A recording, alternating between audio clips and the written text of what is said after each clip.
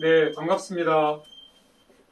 반갑습니다. 오늘 줌으로 시청하시는 분도 계시고 또 사무실에는 우리 이제 같이 토론하실 패널 분들이 나와 있습니다. 소개는 조금 이따가 드리고 오늘은 민주화 운동 정신개성 국민연대 굉장히 길어가지고 개성연대라고 부르겠습니다. 그리고 민주화 운동 기념사업회가 공동으로 주최하는 국가폭력 관련 연속 강의 세 번째 시간입니다. 오늘은 2009년도에 발생했던 용산 참사 사건을 통해서 이 국가폭력의 문제가 어떻게 진행되었고 또 지금은 어떤 상태인지 한번 돌아보는 그런 시간을 갖도록 하겠습니다. 당시에 그 마카파식 도시 재개발로 인해서 서울은 엄청난 혼란의 도가니가 됐었죠. 그리고 그 와중에 남일당 빌딩 사건이 발생합니다.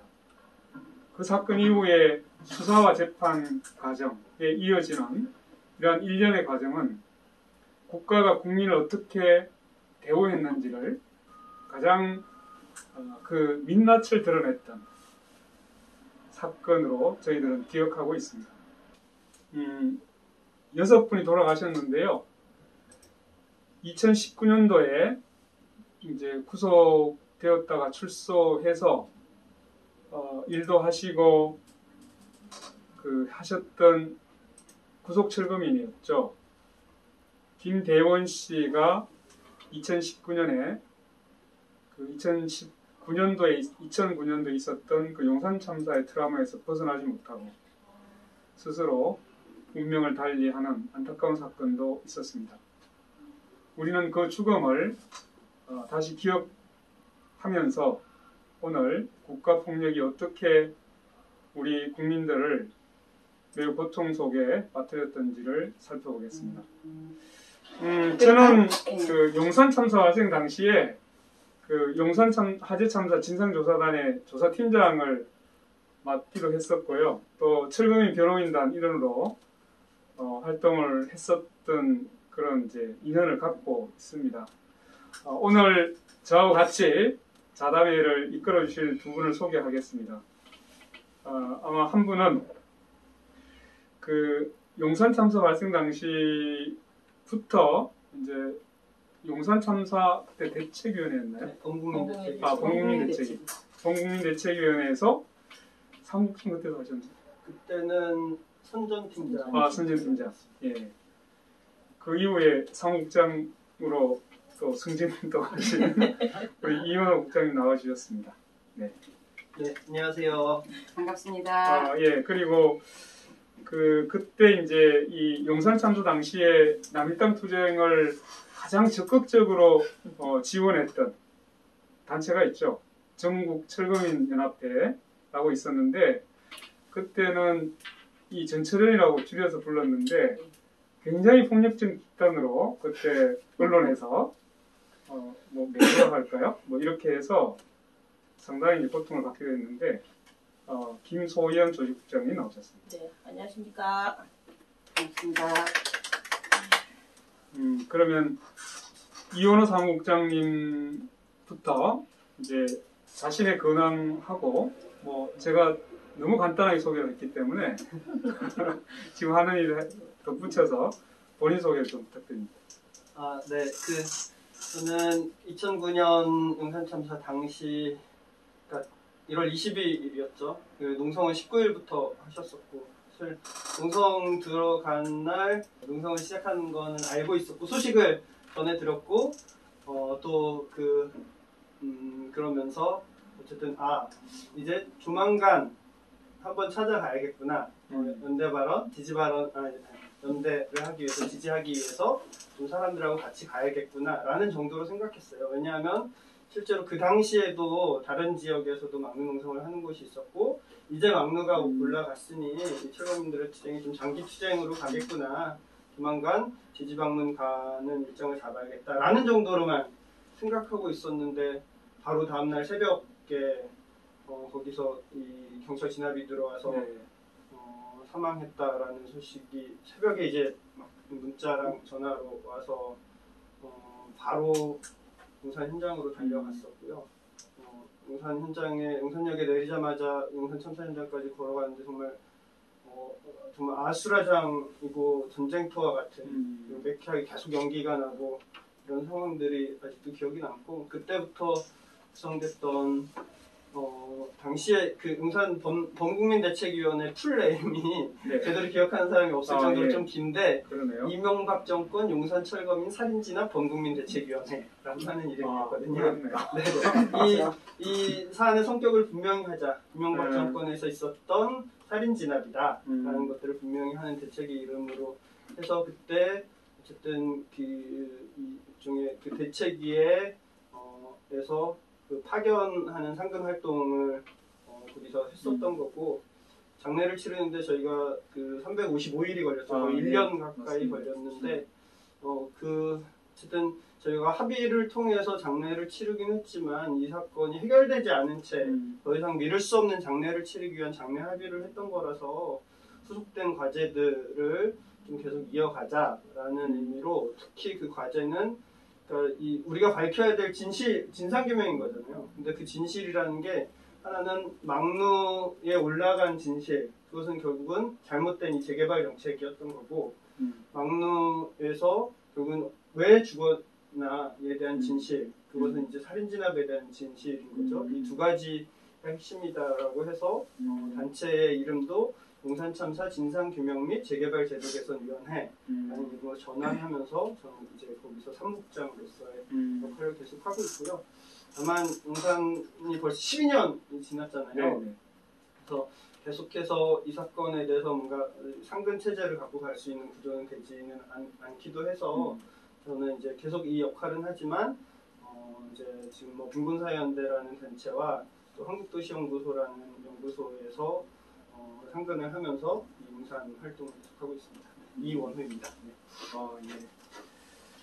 그 소개가 길어질 수밖에 없네요. 자, 이어서 우리 김서연 조직국장님 소개를 부탁드립니다. 뭐 소개가 많이 길지는 않을 것 같지만 이제 개인적인 소개를 한다면 이제 저도 철거민이었습니다. 그래서 저도 투쟁하기 전에는 동대문에서 장사를 하던 그냥 철거민이었고요. 지역에 재건축이 이제 진행이 됐어요. 이제 그때 청계천 복원 사업들 많이 하면서 거기에 뭐 우리 동대문 운동장 투쟁 겹쳐서 이제 저희 앞에 동대문 흥인동원 시장 이제 그 동대문 상권이라는 입장을 달고 저희 시장이 먼저 재건축이 되면 이제 다 싹쓸이 그쪽에 철거가 될 수밖에 없는 이제 상황들이 됐었고, 저희가 이제 첫 번째 이제 도래하는 그 재건축 지역이 1번 지역이었거든요. 그 투쟁을 하면서 그때 우리가 맞물려서 그 전에 접했던 투쟁들이 있었어요. 바로 이제 오산 수청동 투쟁. 근데 이제 사람들은 얘기를 하는데 오산 수청동 같이 사람이 죽고 이렇게 구속이 되는 이런 투쟁 현장에 있는 전철련에 누가 가입을 하고 누가 같이 싸우겠느냐라는 입장이었는데, 저희가 사실은 가서 보니까 그렇게 싸우지 않으면 우리 거 진짜 다 뺏기게 생겼겠더라. 이제 이거에 이제 함께 생각들이 겹쳐지면서 이제 가입을 하게 됐고요. 거기서부터 쭉 이어오는 이제 연대 투쟁 속에서 이제 그 저희 용산 때도 이제 투쟁 현장들은 이제 저희 개인적으로는 진행이 되고 있었고, 그러다가 이제 저희가 용산 이제 맞이하게 됐죠. 그 안에서 이제 그때도 제가 조그만한 어떤 집행부 이제 하나 맡고 있었고요. 근데 저희 구속이 되자마자 이제 우리 국장님들 뭐 등등 기본 가지고 있었던 분들이 이제 용산 투쟁 진행하면서 다 구속이 됐었고요. 이제 그때부터 시작이었던 것 같아요. 정말로 더 독하게 싸워야 되겠다라는 생각들을 이제 가지고 지역 문제라던가 이런 문제 이제 다 정리되고 나서도 지금 남아있는 입장일 수밖에 없겠다.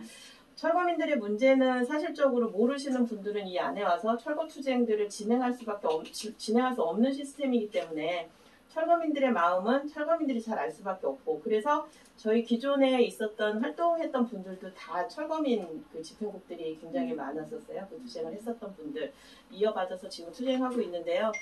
옛날 투쟁하고 지금 투쟁하고 무엇이 더 힘드냐라고 본다면 옛날 투쟁 너무나 거세고 뭐 셌었지만 지금 투쟁도 만만치는 않다라는 생각. 그래서 옛날의 철거 지역과 지금의 현장은 별로 다르지 않았다. 사람이 죽고 용산 때 그렇게 많은 일들이 있었고, 이 철거 지역에 재개발 재건축에 정말로 잘못된 부분들이 많이 드러났음에도 불구하고 진짜 달라지지 않은 법 속에서 계속적으로 이어지는 용산은 계속적으로 이어지고 있구나. 물론 용산 이전에는 뭐 오산도 있었고 또 그 안에 이제 많은 일산 풍동의 투쟁도 있었고 이제 그런 사람이 죽는 투쟁들이 많이 있었는데요.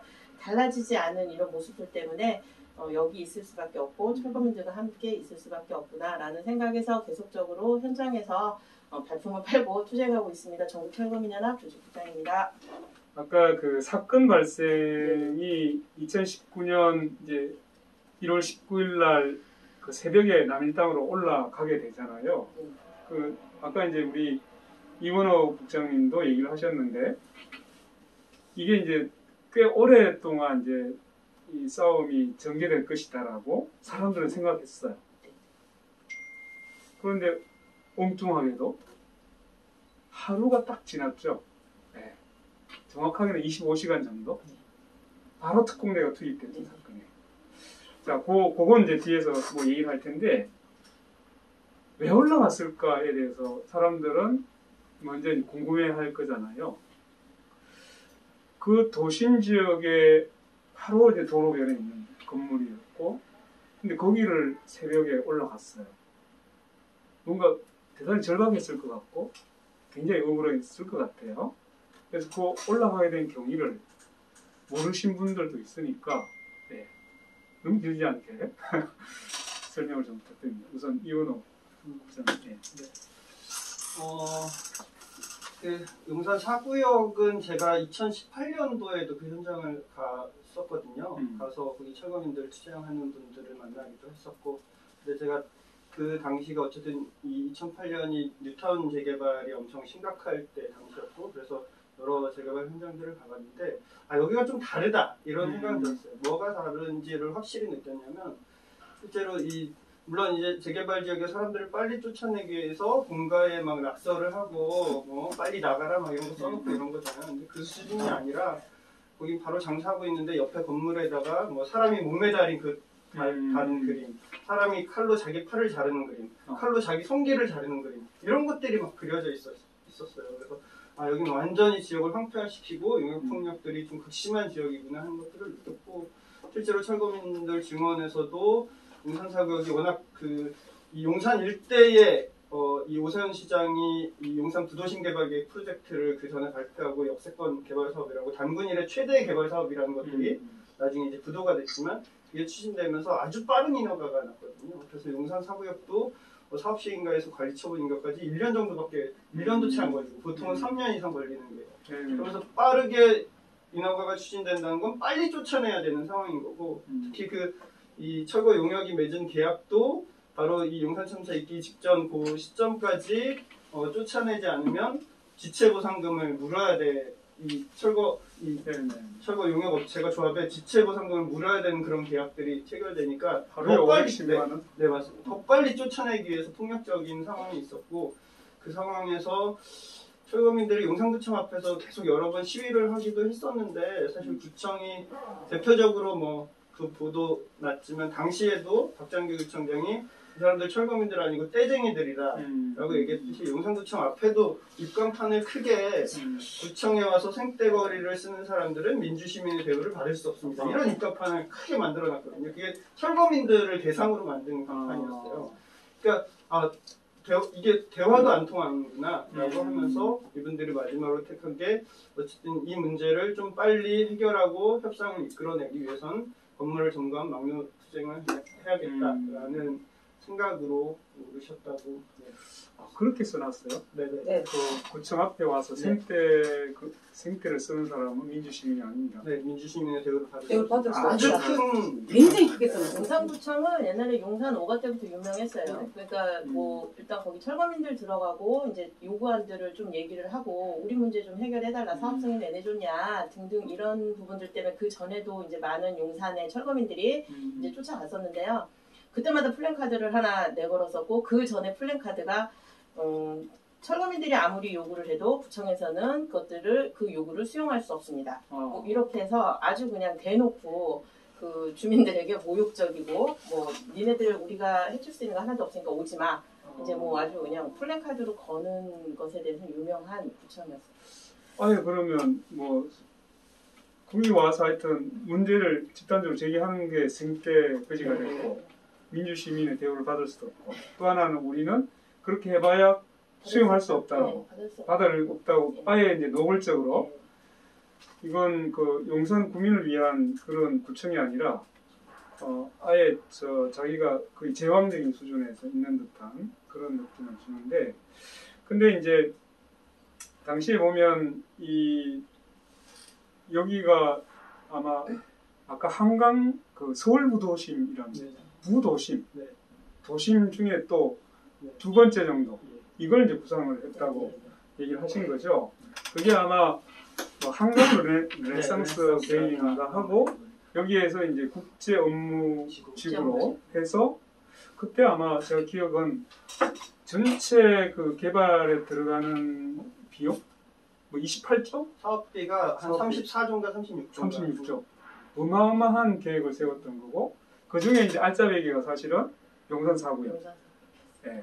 거기가 이제 삼성물산이 주도를 했고 그 용산 부도심 개발 계획 프로젝트 전체 30 그러니까 용산 역세권 개발 사업을 비롯한 34조 6조 정도의 규모가 한 30여 개 그 뭐 재무기업 뭐 금융사들이나 건설기업들이 컨소시엄으로 한 건데 거기에 대표 컨소시엄도 삼성물산이었고 용산 4구역도 삼성물산이었고 그 개발 주관사가 다 삼성이 차지하고 있었던 거고 용산 4구역은 제가 그때 기억하기로는 삼성물산, 포스코건설, 대림건설 세 개가 같이 대표 컨소시엄이 삼성이었죠. 왜 그렇게까지 극심했을까? 용산구청은 왜 그렇게 주민들을 정말로 뭔가 자기가 전혀 관여하지 않아야 하는 것처럼 행동을 했어요. 뭐 짐작이 가실 겁니다. 그래서 이제 이렇게 한번 보겠습니다. 그럼 용산 4구역 개발이 그때 개발이 굉장히 이제 시급한 거였을까 이런 이제 의문이 있는 거죠. 아까 얼핏 얘기를 했어요. 그런 의도가 담기긴 한데 아마 하루 만에 이제 이 진압을 하게 됐다면 그만큼 이제 이 재개발 정책이 굉장히 그 속도감 있게 이제 진행이 되고 있었다는 걸 의미하는데 이건 주로 누구의 이해를 대변한 거였었기 때문에 이렇게 시급하게 갔을까요? 뭐 기본적으로 이 도시 개발 사업을 통해서 누가 이익을 얻느냐라는 구조를 놓고 보면 너무나 분명한 것 같은데 가장 크게는 시공사입니다. 대표적인 시공사들이 이익을 얻는 구조고 그 다음에 보통은 이제 토지와 주택을 소유한 조합원들이 그 이익을 나눠가는 구조이긴 한데 그 조합원들이 사실상 대부분은 외지에서 투기적 목적으로 소유한 이 조합원들에 의해서 사업이 좌지우지 되거든요. 이 다수결에 의해서 조합이 사업을 추진하는데 다수는 외지의 투기적 소유자들이고 사실 거기 살고 있지 않은 소유자들에 의해서 개발 사업이 진행이 되고 그들이 투기적 이익을 얻기 위한 방식으로 진행되는 거죠. 그게 한 측면이 있다면 전 하나는 그 당시는 어쨌든 이명박 정권이었잖아요. 그리고 바로 그 직전 해가 소위 말해서 항미 FTA 반대하는 광우병 촛불이 불끌었던 2008년이었던 그렇죠. 이명박이 집권하자마자 사실 광우병 촛불에 되었던 건데 그리고 연말에 막 사과하고 이러면서 진압을 시키면서 그 연말에 발표했던 게 두 가지가 있는데 하나는 무관용 원칙 법질서에 도전하는 행위에 대해서는 관용을 베풀지 않겠다라는 것을 국무회의에서 발표했었고 또 하나가 12월 그 용산 참사 있기 바로 한 달 전엔 여당 대표인 박희태랑 만나서 했던 말이 2008년이 세계 경제 위기가 도래했었잖아요. 이 경제 위기 돌파를 위해서 전국토를 공사장으로 만들어야 된다. 이런 얘기를 나눴거든요. 그러면 2009년 철거민들이 용산 도심 한가운데에서의 시위는 정권으로 놓고 보면 한편으로는 이 2008년에 촛불을 간신히 가라앉혀냈는데 또 이 법질서에 도전하는 행위에서 관용을 베풀지 않겠다는 걸 보여줘야 되는 것도 하나와 이 정부의 경제개발 정책의 핵심인 이 재개발의 민낯을 폭로하는 농성이긴 한 거잖아요. 정권 차원에서도 이게 용납이 되지 않았었던 게 아닌가. 라는 합리적 의심을 하지 않을 수 없을 것 같아요. 그러네요. 우리 김수영 국장님이 여기에 대해서 좀 철거 투쟁을 이제 상인으로서도 해왔으니까 네.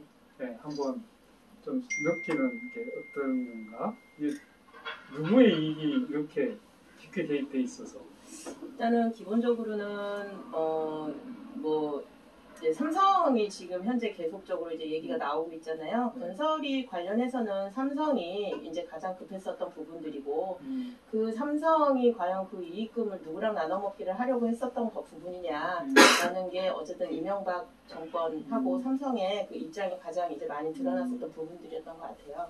이제 어느 지역이나 마찬가지지만 사실은 건설이익은 자기 혼자서 다 먹겠다라는 입장은 아니고 분명히 그 안에는 정치권들이 개입이 돼 있었기 때문에 같이 함께 저지른 사건이 저희는 용산 학살이라고 하는데 그 용산 학살이 아니겠느냐. 그래서 굉장히 급하게 진행을 했고 아까 말씀하신 대로 급하게 빠르게 그다음에 독하게 진압을 했었던 이유가 아까 막로 투쟁 이제 조금 더 시간이 가겠구나라는 생각들을 이제 했었다 그러셨잖아요. 그 부분을 저희도 생각한 만큼 그 정권도 생각을 했었고 삼성도 생각을 했었던 것 같아요. 그러면 빠르게 쓰기 전에 막루가 쓰기 전에 진압하는 게 가장 빠르게 이익을 취할 수 있는 방법이 아니었겠느냐. 빨리 무너뜨리는 것이 거기서 아마 무리하게 정말 살인 진압을 했었던 이유들이 아니었나 하는 생각을 해봅니다. 그러네요. 듣고 보니까 이명박 정부가 이제 그 출마할 때 후보로 출마할 때 뉴타운 뭐 이런 뉴타운 지역을 해서 그 재개발, 국토 개발에 대한 광풍을 일으켰잖아요. 그러니까 모든 사람들이 다 돈벼락을 맞을 것처럼 환상을 불러일으켰죠.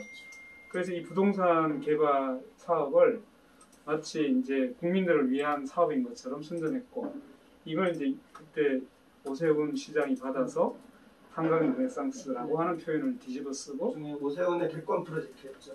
그러네요. 그러니까 이제 실제로는 용산의 사업을 제대로 하는 것이 자기의 가도에 엄청난 도움이 될 것이다 라는 이제 정치권의 이해가 있고 그 다음에 이제 이 그 건설 자본 우리가 토목 자본이라고 하죠. 대표적인 삼성, 뭐 포스코 이런 데가 이제 개입하면서 그들의 이익이 사실은 천문학적이었다. 이게 이제 결합하고 진행됐던 사건이었다. 이 얘기를 하는 건 단순히 이 사건이 경찰과의 충돌로 환원할 수 없기 때문에 지금 그 배경을 저희들이 얘기하고 있다고 보시면 됩니다. 그런데 그래도 그렇죠.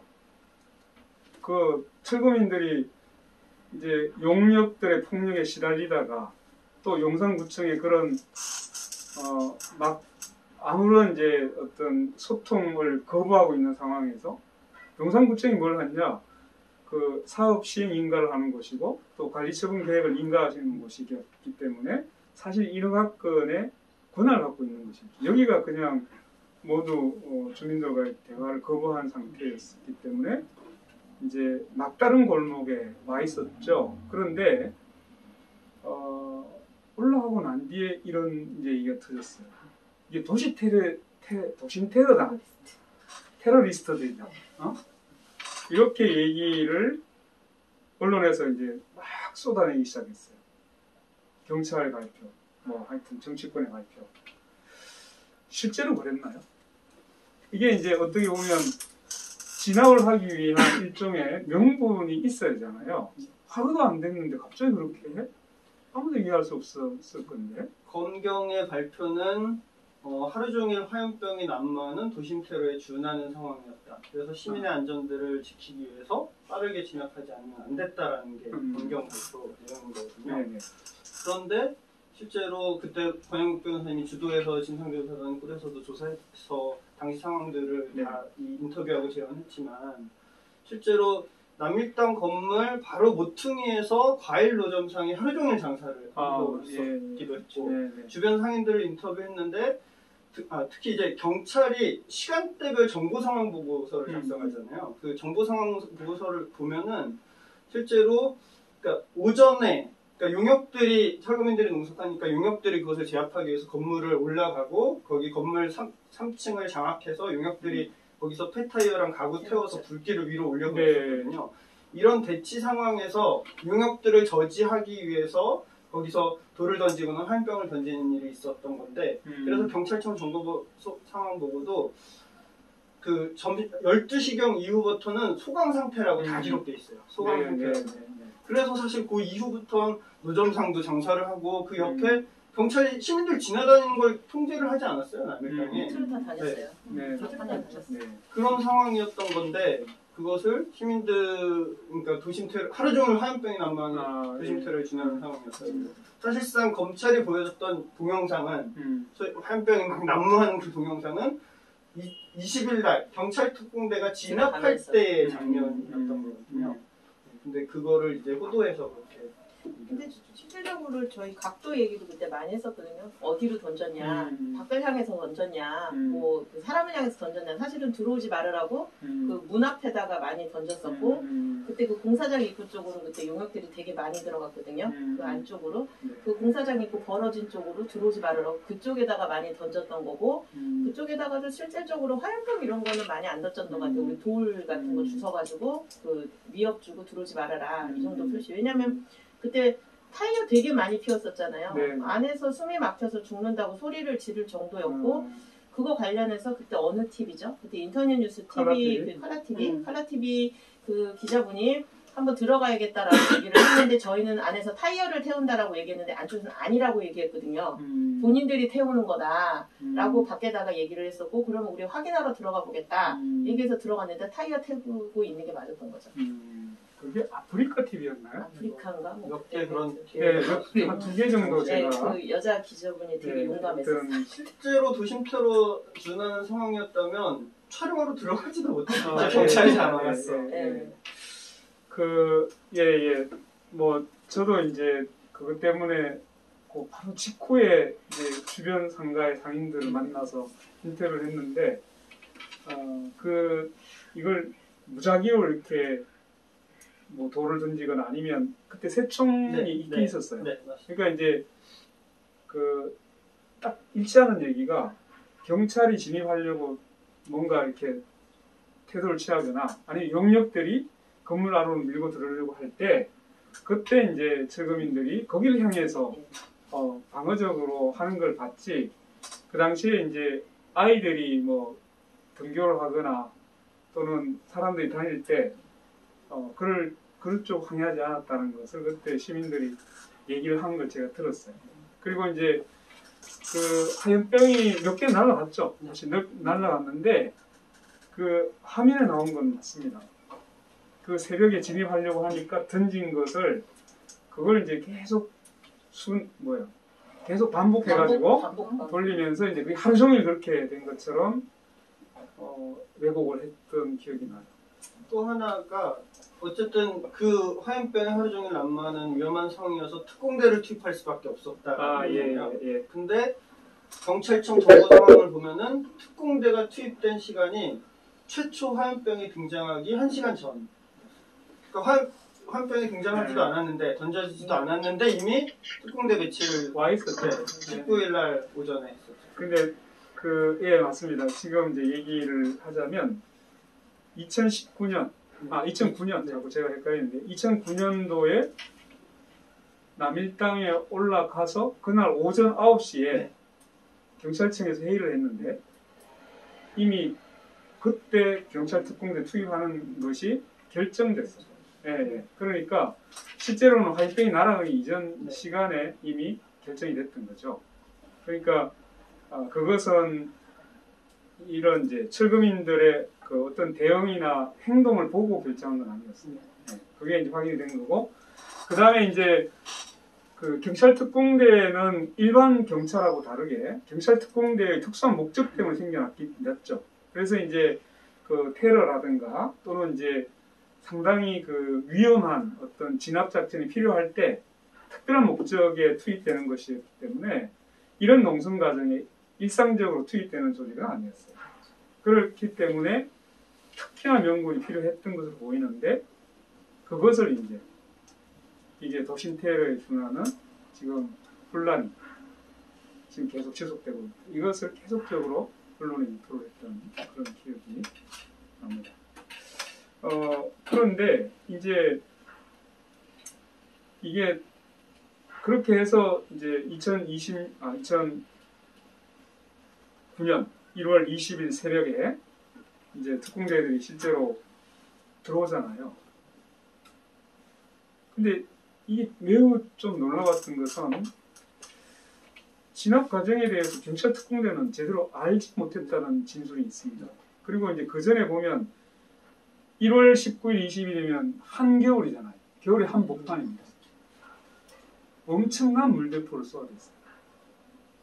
어땠을까요, 그때? 저는 보지 못했어요. 그 장면. 그 물대포를 쏘는다는 것은 뭘로 의미했을까요?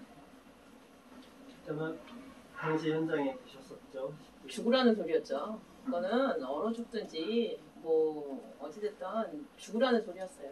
그러니까 실질적으로 그 전날 타이어 태울 때부터 시작해서 그것들을 경찰이 말리지 않았고 그렇게 타이어를 태우는데도 내려가서 그 타이어에 불을 지른 사람 용역 하나 데리고 내려오지 않았으니까. 맞습니다. 체포 한 번 안 했으니까요. 이건 죽으라는 소리냐. 그래서 철거민들이 모여서 밖에서 진입투쟁을 시작을 했는데 그때 경찰들이 한 거는 용역은 안 잡아갖고 타이어를 태운 용역은 안 잡았고 저희 쪽을 그 길 밖으로 밀어내는 그러한 이제 뭐 일단 작태를 이제 봤죠. 그리고 저희가. 제가 확인한 건 또 물대포를 쏠 때 그 용역이 옆에서 방패로 그게 이제 옥상으로 경찰이 이제 방패로 올라가고 막아요. 경찰이 방패로 맞고 용역이 물대포를 같이 쏘고 올라갔었어요. 네. 같이 올라가서 건너편 옥상에서 계속 물대포를 더 잘 맞추려고 조준을 하려고 세게 아마 조준을 많이 했었던 것 같아요. 물대포도 이제 좀 세게 하면은 그 사람들이 이렇게 넘어갈 정도가 되잖아요. 그래서 그 아시바에 이렇게 올라타고 있는 사람들을 향해서 쐈으니까 그거는 물대포 맞고 떨어져서 죽으라 소리밖에 안 됐던 거죠. 결과적으로 뭐 철거를 하는 용역들하고 경찰이 사실은 한 패를 먹었네요. 그렇죠. 네, 그렇게 해서 이제 같이 진압을 하고 있었다. 근데 이제 그것도 그 안에 이제 우리도 이렇게 방패 사이로 쏘고 있는 용역들을 발견을 했잖아요. 네. 그러니까 카메라들이 처음에는 그 경찰들이 쐈어요, 그죠? 처음에 경찰이 쐈고 그 이후에 이제 카메라들이 그쪽으로 집중이 되니까 경찰 사이에 그 용역이 하나가 나타나서 용역에게 물대포를 이제 주워주고 그 네가 쏴라 이제 이렇게. 그렇습니다. 이게 이해관계에서 보면 중립을 지켰어야 될 경찰이 같이. 그 철거 용역들하고 같은 패를 먹고 같이 진압 작전을 벌였다는 것이 이제 그때 화면에 확인이 됐던 거죠. 자, 그런데 이제 이런 그 진압 사실은 이제 철거 투쟁을 하면 그 옥상에다가 막루를 짓잖아요. 그럼 이제 진압을 하게 되는데 경찰 특공대가 그때 보면 이제 겨울이기 때문에 여러 가지 뭐 휘발유 뭐 등등 해가지고 우리가 연료라고 해야 되나? 발전기를 돌리기도 하고 하니까 인화물질 같은 것이 꽤 이제 막루에 쌓여 있었어요. 근데 여기에 대해서 경찰은 어떻게 대응을 했었나요? 실제로 원래 바로 1년 전 2008년에 경찰이 이 집회 시위 진압 매뉴얼이라는 걸 만들었는데 이렇게 건물을 점거한 농성과 특히 이제 인화물질을 가지고 건물을 점거한 농성 진압은 어떻게 해야 되는지 그 매뉴얼에서도 인계 작전을 펼쳐야 된다라는 거였거든요. 인계 작전. 네, 시간을 두고 안의 상황을 충분히 파악할 수 있도록 그렇게 해서 실제로 인화물질의 양들이 어떻게 되는지를 파악하고 또 살짝 접근하는 척해서 저쪽에서 뭐 예를 들어서 화염병을 던지거나 이런 것들을 치고 빠지게 해서 계속 소진시키게 만드는 그렇게 오랜 시간 동안 해서 상황을 충분히 파악한 다음에 진압하라는 게 본인들 매뉴얼이거든요.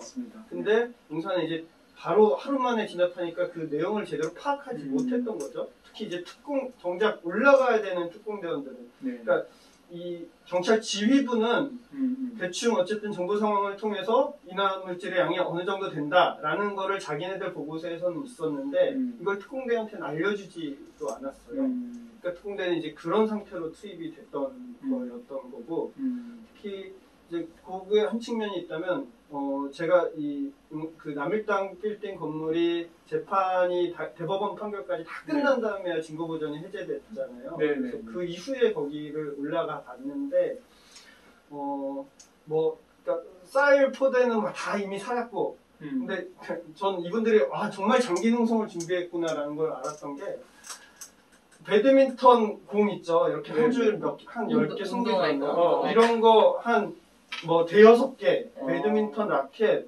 그다음에 맞아. 텔레비전하고 이 비디오 데크까지 들어가서 비디오 테이프 거기 이제 성서 테이프 같은 것도 많이 있더라고요. 그리고 막 성경책 이런 것들 해서 숟가락 젓가락 엄청 많이 나오고 거기서도 뭔가 유희를 즐기기 위한 그런 것들도 잔뜩 있는 거예요. 그러니까 이분들이 그만큼 장기 농성을 결의하고 갔고 그래서 발전기를 어차피 여기 전기가 단전될 테니까 전기를 돌리기 위해서 그 일종의 뭐 저쪽에서는 뭐 신나라고 얘기했지만 유사휘발유인 세녹스 좀 싼 걸로 발전기를 돌릴 싼 수 걸로 있는 거. 준비하고 그 세녹스들을 이제 대량으로 준비해서 농성을 했던 거였던 거죠. 근데 이제 그 이게 물대포를 쏘니까 네. 이 흰나 같은 것들이 넘어져서 이 쏟아지고 많이 이런 상황들 쏟아졌습니다. 때문에 이분들이 그걸 막루 안으로 물대포 쏘니까 막루 안으로 옮겼던 거고 1층에 물이 고이기 시작하니까 그것을 막루 2층으로 다 옮기는 상황이 됐고 사실 그게 진압 과정에서 이제 우그러지면서 그게 쏟아져서 아내가 유증기 상태로 가득한 상황도 있었던 거죠. 자, 그러면 이런 거네요.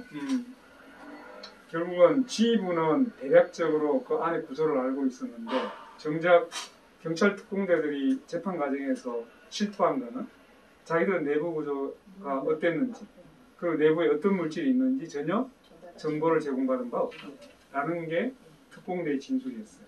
그렇다면 자신들의 했던 매뉴얼, 자신들의 어떤 진압 지침, 기준을 완전히 위배해버린 거네요. 그러니까 사실 이런 물질이 있을 때 굉장히 위험하잖아요. 그런 이제 소진하는 걸 잘 봐서 하라 이렇게 했는데 그때 옆에 지켜보셨잖아요.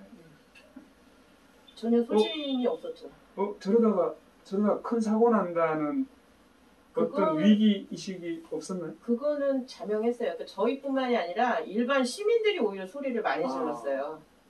그러니까 저희는 이미 그것 때문에 그 안으로 들어가서 더 이상 들어가는 경찰들이라던가 이런 부분들을 좀 막아내려고 했었던 거고 그런데 이제 경찰서에서는 이제 철거민 쪽만 막았던 거고 오히려 시민들이 보고 아, 예. 막 이럴 정도로 탄성이 나올 정도였으니까.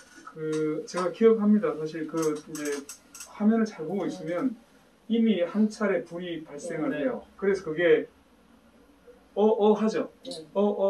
하는 와중에 꺼지긴 합니다. 네.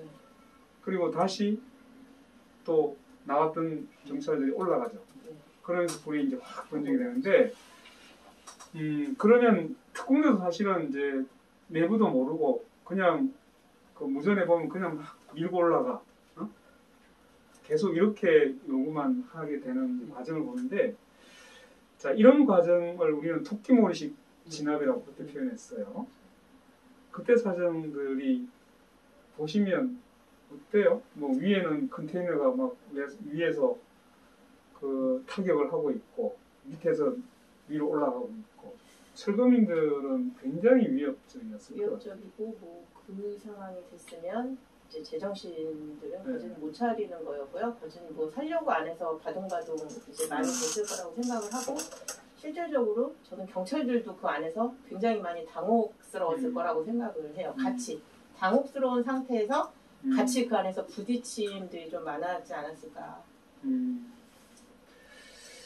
예. 실제로 이 재판 과정에서도 드러났고 이번에 경찰 재조사 때도 드러나기도 한 거지만 처음에 특공대가 출동될 때 애초에 안전을 위한 진압 장비가 제대로 준비되지 않았잖아요. 맞습니다. 크레인도 또 2개로 해서 올려야지 안전하게 되고 또 이게 뭐 그때 100톤인가요? 뭐 150톤짜리를 올릴 수 있는 이게 있어야 되는데 이 차가 준비가 되지 않은 맞습니다. 상황이어서 그 특공대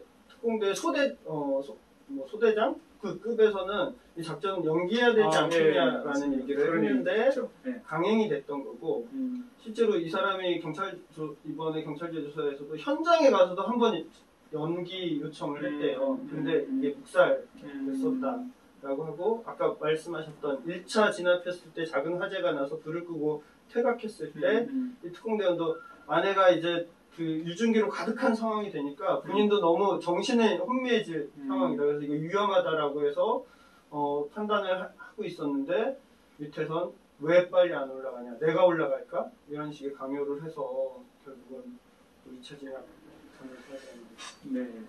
이게 저희도 이제 밑에서 여기저기 이제 뭐 이렇게 다니면서 봤는데 경찰 특공대가 한 새벽 3시 반 정도 해가지고 한번 들어왔었어요. 그래서 저희가 그 안에서 하여튼 그 좀 올라가려고 아니면은 이제 그 안에서 대화 좀 해보고 상황 좀 물어보려고 안에 들어갔다가 저희가 갇히는 상황들이 나왔었거든요. 특공대, 경찰 특공대들한테. 근데 들어왔다가 다시 빠진 게 아마 저 얘기인 것 같아요.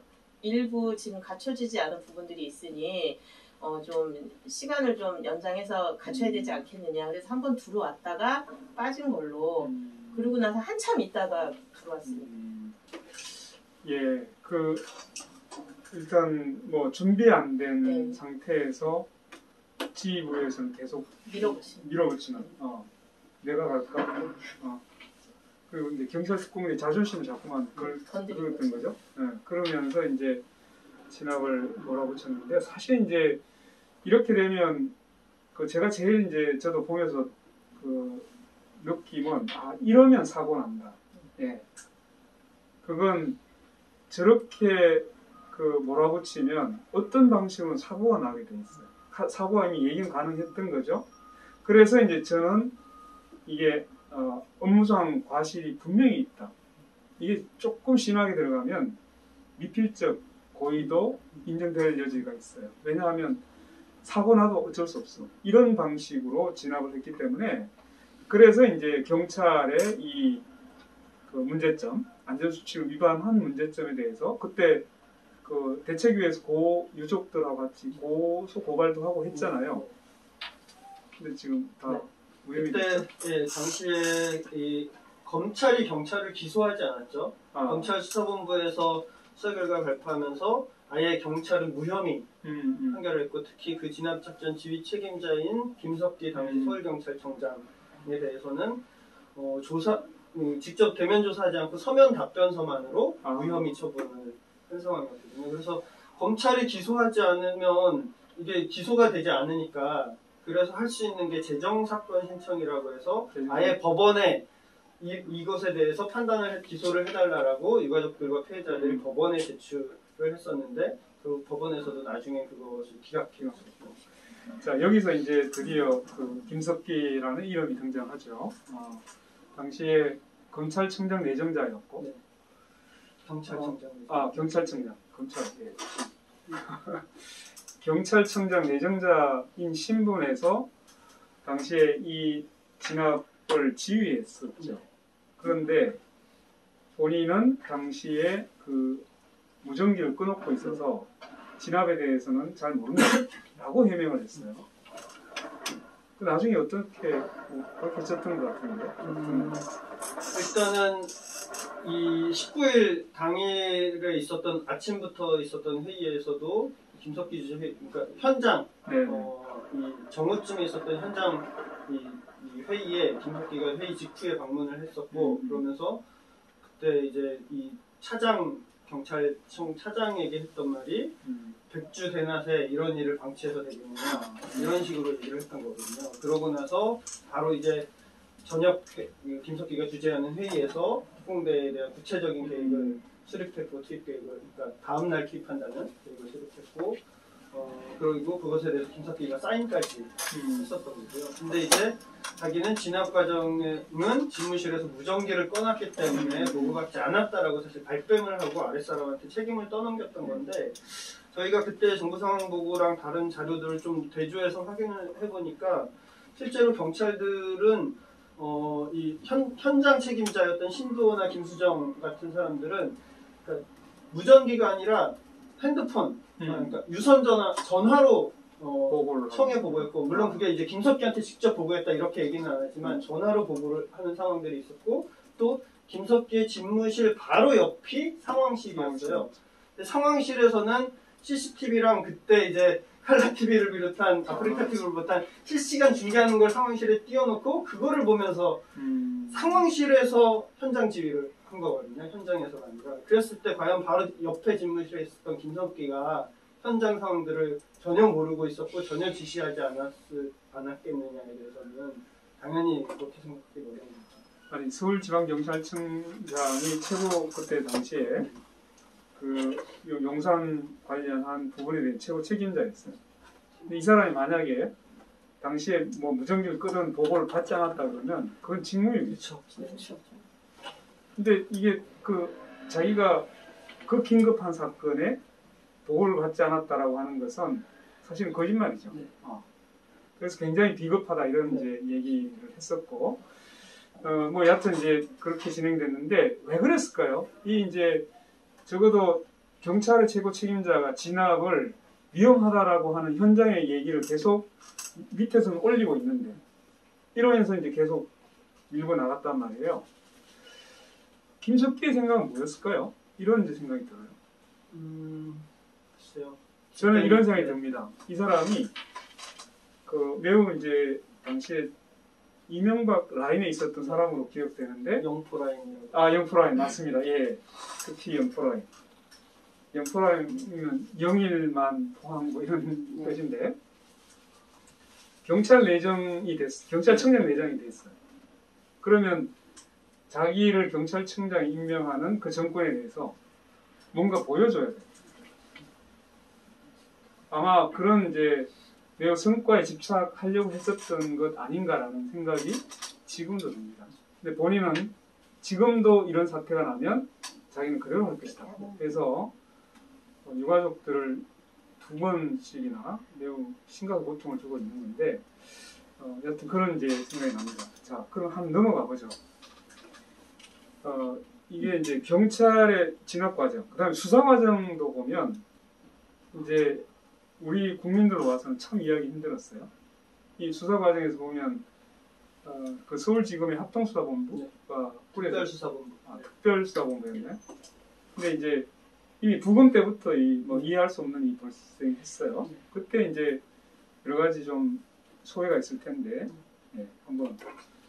당시 특별수사본부가 구성되고 정병두 네. 그 당시 검사가 특별수사본부장이었고 조은석 검사가 수사 책임으로 해서 한 30여 명의 검사들이 동원된 특별수사본부가 구성되었었던 건데, 이 특별수사본부가 첫 번째 한 게 이제 부검이었고 강제부검이었죠. 네. 유가족들에게 이 부검 사실을 알리지 않고 부검을 했던 거고, 그게 언론 인터뷰에서도 나왔는데 유가족들에게 이 통보됐냐 그랬더니 그럴 필요 없다라고 정병도가 예. 떳떳하게 얘기를 예, 하면서 그랬었죠. 네, 강제부검을 실시했던 거고, 부검도 아주 빠른 속도로 네, 진행이 돼서 더 의혹을 삼았고, 사실 유가족들 같은 경우는 시신이 어디로 갔는지조차 알 수 없어서 그 일대 병원들을 계속 찾아 헤맸었던 거거든요. 그러다가 그날 20일 밤쯤에 돼서야 순창병원에 있다라는 소리를 듣고 순창병원으로 달려가서 이제 시신을 확인하려고 했는데 거기서 이제 경찰이 맞고, 그래서 그때 한 뭐 대여섯 시간 이상 사실 싸웠죠. 그 앞에서. 6시간 앞에서 버티고 싸웠죠. 네, 그렇게 싸우면서 이제 자정쯤 돼서야 딱 뭐 유가족하고 관계자 몇 명 딱 지정해서 확인할 수 있다라고 해서 그때 시신을 확인했죠. 이미 부검은 다 끝나갔는데. 네, 이미 완전히 끝났습니다. 확인할 사람도 뭐 한 사람씩, 가족들 한 사람씩 근데 인원 지정해가지고. 왜 알리지 않고 부검을 했느냐라는 거에 대해서 뭐 정병두는 변사체이기 때문에 알릴 필요 없다라는 것과 하나랑, 그다음에 신속하게 부검한 이유는 변사체이기 때문에 신원 확인이 되지 않아서 신속하게 부검했다라는 건데, 돌아가신 분들 유품을 보면 신분증도 멀쩡하게 나오거든요. 네. 특히 이성수 열사 같은 경우는 신분증이 3개나 몸에 지니고 있었어요. 그 주민등록증, 운전면허증, 그분이 그리고 또 당시 민주노동당 당원이어갖고 당원증까지 해서 그렇게 돼 있었고, 이상림 열사도 본인의 이름이 있는 이 문서를 몸에 지니고 있기도 했었고, 그래서 그렇게 신원이 확인될 수 있음에도 불구하고 그 가족들한테 연락하지 않고 동의를 구하지 않았던 거죠. 뭐 변사체이기 때문에 이제 그 강제부검 법원 영장을 받아서 이제 실시한다는 거에 대해서는 뭐 저는 이의는 없는데, 문제는 최소한 객관성이나 공정성을 담보하기 위해서는 유족에게, 그 가족들에게 통보를 하고 같이 입회를 요청하는 상태에서 부검을 하게 되죠. 근데 이거는 정병두가 그때 이거는 가족들에게 알릴 필요가 없다라고 얘기를 해서 제가 매우 화가 났어요. 했던 인터뷰 내용이 지금도 기억납니다. 당신 부모는 그렇게 하겠냐. 이렇게 제가 역질문을 했던 기억이 나는데 너무 화가 났어요. 그래서 처음부터 이제 이게 그 부검을 이렇게 한 것은 그 뭔가 사고 원인을 덮기 위해서 한 거 아니냐는 굉장한 이제 의혹을 만들어냈던 계기가 됐던 거죠. 그리고 이제 수사 과정을 쭉 보면 아예 경찰이나 이런 이제 조사를 처음에는 하지 않다가 여론에 밀려서 경찰 조사를 하긴 하는데 어떻게 하는지 아무것도 뭐 알린 것도 없고. 경찰뿐만 아니라 그 당시 용역과의 경찰 아까 그렇죠. 합동작전도 처음엔 경찰이나 경찰은 용역과 경찰의 합동작전이 없었다고 했다가 PD 수첩에서 그 합동작전에 대한 내용들이 보도되니까 급하게 이제 그때부터 용역들까지도 수사를 해서 용역들은 결국 이제 불을 지르고 물대포 쏜 용역들만 기소돼서 4명인가 기소돼서 벌금 한 200만 원, 300만 원. 아, 그랬었군요. 네. 벌금 200, 300. 그게 제일 열받네. 네네. 이런 이제 그러니까 이 수사 자체가 이미 철거민들이 하얀병을 던져서 불을 질러서 참사가 발생했다. 이렇게 이미 언론에 공표를 확정적으로 얘기를 했고, 그러니까 거기에 거의 모든 이제 전력 투입을 해서 수사를 했던 건데 경찰의 진술은 완전히 무시해버렸어요. 경찰 특공대가 실제로 나중에 확인된 그 진술에 보면 그 경찰의 과잉 진압, 깜깜이 진압 이런 것들이 아주 잘 드러나 있었는데 그런 이제 과실 문제에 대해서는 전혀 문제 삼지 않았던 이런 편파적인 수사 이미 있었던 걸로 기억되죠. 그런데 이때 청와대도 또 같이 공조를 했잖아요. 그 강호순 연쇄살인 사건, 여성을 10명이나 살인했던 이 살인 사건을 그때 갑자기 또 홍보를 하면서 이 강호순 사건으로 용산 사건을 덮어라 청와대 행정관이 지시하는 이런 게 또 펼쳐졌어요.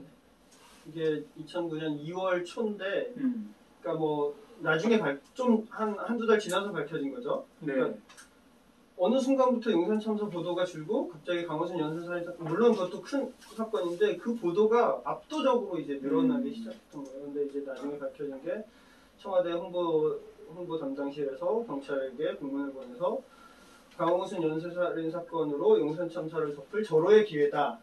용산 참사가 이 촛불로 번지지 않도록 적극 활용하라. 라고 하면서 아주 구체적으로 무슨 미국 당시 이제 CSI 드라마가 유행했었잖아요. 미국 과학수사.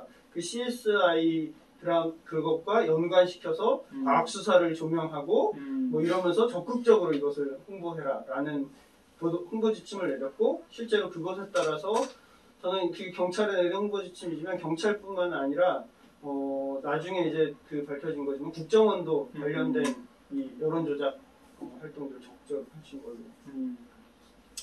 그러니까 이때 이제 워낙 그 국민들이 이제 용산 사건에 대해서 정부의 그리고 경찰의 무리한 진압에 대해서 굉장히 이제 비판들이 많으니까 서울청에서는 또 사이버 수사대를 해서 댓글 조작을 이건 뭐 조금 한 게 아니라 그때 어떻게 진행된 거예요? 이게 사실 이번에 경찰 재조사 결과에 의해서 구체적인 문건이 나와서 발견된 건데 이 문건의 제목이 경찰청장 내정자 지시사항 이행 업무 보고 문건.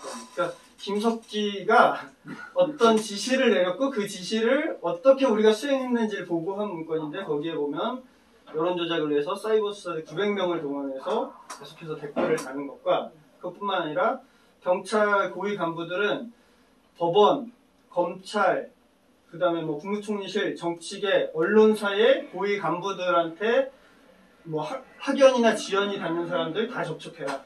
그래서 이 사건을 경찰의 유리한 방향으로 끌어가라. 이런 것들을 시도했던 것들인데. 여론 조작을 경찰이 자기의 공적인 그 사이버 수사를 통해서 지시를 하고 국민들의 그 여론을 보도하는 이런 발칙한 이 용납이 안 되는 거예요.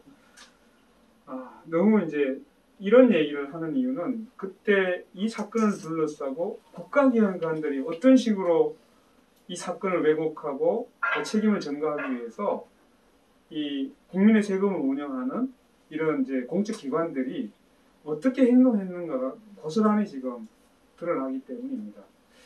자, 그러면 이제 수사기관에는 또 그렇다고 하더라도 남은 게 이제 재판이잖아요. 그럼 보통 이제 사람들은 이제 법원의 재판은 우리가 그래도 최후의 보루, 억울한 걸 좀 풀어줄 수 있지 않을까라고 생각하는 곳이잖아요. 근데 또 재판도 또 이해할 수 없이 진행돼요. 기억나는 게 있으세요? 혹시 우리 김 목사님? 시간을 계속하셨어요. 삼천쪽? 삼천쪽. 아, 예. 진짜 공개되지 않은 삼천쪽 저희 그런 과정들을 정말로 다 들여다볼 수 있는 삼천쪽 공개해달라고 정말 우리 유가족들이 정말 피눈물이 맺히게 얘기했건만 다 무시했어요. 다 무시를 하고 처음에 아직 변호인단 선임도 제대로 되지 않은 상태에서 무리하게 계속 그 재판 진행을 하려고 재판부에서도 무리하게 많이 애썼던 기억도 나고요. 저희 그래서 그때 변호인단이 제대로 이 상황들을 파악할 수 있게 시간 좀 달라고 우리 그때 그 법원에 이거 마스크 엑스표 마스크 쓰고 들어갔다가 저희 감시도 당하고 다 쫓겨나고 네. 그다음에 방청객도 일단은 철거민들 못 들어오도록 저희 쪽 용산 쪽 우리 범대위 식구들 못 들어오도록 동시대 못 들어오게 거기서 인원수 제한해서 코로나도 아닌데 인원수 제한해서 받았고 이미 그 대법정에 들어가 있는 인원수는 이미 자기네 쪽 인원들로 채워놓은 다음에 우리 쪽 그 방청객들 늦게 참석을 시키도록 막 이래서 그때 밖에서 그때 재판장 안에서도 많이 싸웠던 기억들이 나요. 그러니까 공개를 정말로 할 수 없을 정도의 재판이라는 거는 본인들도 알았던 것 같아요. 밀어붙이려면 그런 자기네들이 그런 입장을 가지고 이 재판을 밀어붙이기로 한다는 것에 대해서 알리고 싶지 않았는지 저는 뭐 그런 부분들이 많이 그때 느껴졌었고요. 하여튼 재판 굉장히 그냥 독선적으로 이렇게 운영하려고 밀어붙이려고 많이 노력들을 이제 많이 했었던 기억들이 납니다. 하여튼 제일 억울했던 건 그 삼천쪽 관련해서 이 사건은 이제 제가 변호인단으로 이제 1차 변호인단에 들어가 있어서 굉장히 구체적으로 잘 알죠. 사실 이제 그 수사 기록 삼천쪽이 공개되지 않았다는 것은 이제 저하고 같이 들어가 있던 우리 사무실에 이재호 변호사라고 있습니다. 그래서 그 이제 경찰들이 수사했던 검찰 그 특별수사본부에서 했던 수사 목록을 복사를 했어요. 그리고 이제 공소장에 보면 증거 목록이 나와 있는데 검찰이 제출한 법원에 증거 목록하고 수사 기록을 대조를 하기 시작한 거예요. 그런데 페이지 수를 보니까 이게 3,000쪽이 지금 비어 있는 거예요. 이거 왜 이래? 그렇죠. 만쪽. 만쪽이 조금 넘었어요. 만쪽이 한 조금 넘었는데 보다 보니까 페이지 수를 실제로 세어봤어요. 그러니까 약 한 3,000쪽이 나왔어요. 이게 뭐지? 불필요한 자료일 수도 있을 수도 있어서 이제 제목을 들여다보니까 이 전부 다 한 90%, 80-90%가 경찰 특공대 진술 조사였어요. 검찰이 경찰 특공대를 상당히 조사를 했구나라는 것을 발견하게 된 거죠. 그래서 이제 그 처음에 법원을 통해서 이 수사 기록을 등사 열람할 수 있는 신청을 했는데 재판부는 당연히 열람을 명령했어. 근데 검찰이 거부했죠. 근데 문제는 거기에서 재판부가 취했던 태도입니다. 떳떳하게 검사는 그 특별수사본부, 검찰청의 내부 논의에서 공개하지 않기로 했기 때문에 공개할 수 없습니다. 이런 망발을 하죠. 법원이 열람 등사를 허용하는 명령을 한 거예요. 그런데 검찰이 우리 특별수사본부 내부 논의에서 안 된다. 공개할 수 없다. 조금 우스운소리 쓰겠어요. 이게 말입니까? 광고입니까? 네.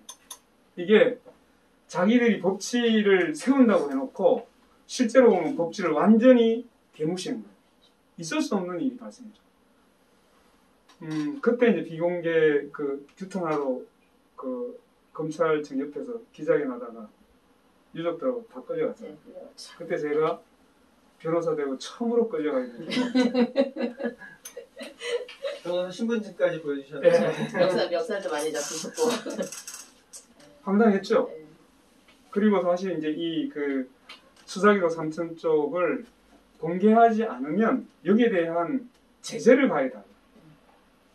공소기각을 하든 아니면 불구속 상태로 그 피고인을 일단 석방을 하고 그 증거 방어권을 행사할 수 있도록 제출할 때까지 그 공판 기일을 추정해달라. 이런 요구들을 했어요. 이게 굉장히 합리적인 요구였음에도 불구하고 결국은 재판부가 그 부분은 우리가 그냥 판단합니다. 근데 안 보고 판단을 한다는 거 신입니까? 라는 생각이 들었어요. 그래서 이제 그때 1차 변호인단이 변론 거부하게 났었던 그런 아픈 기억이 좀 있죠.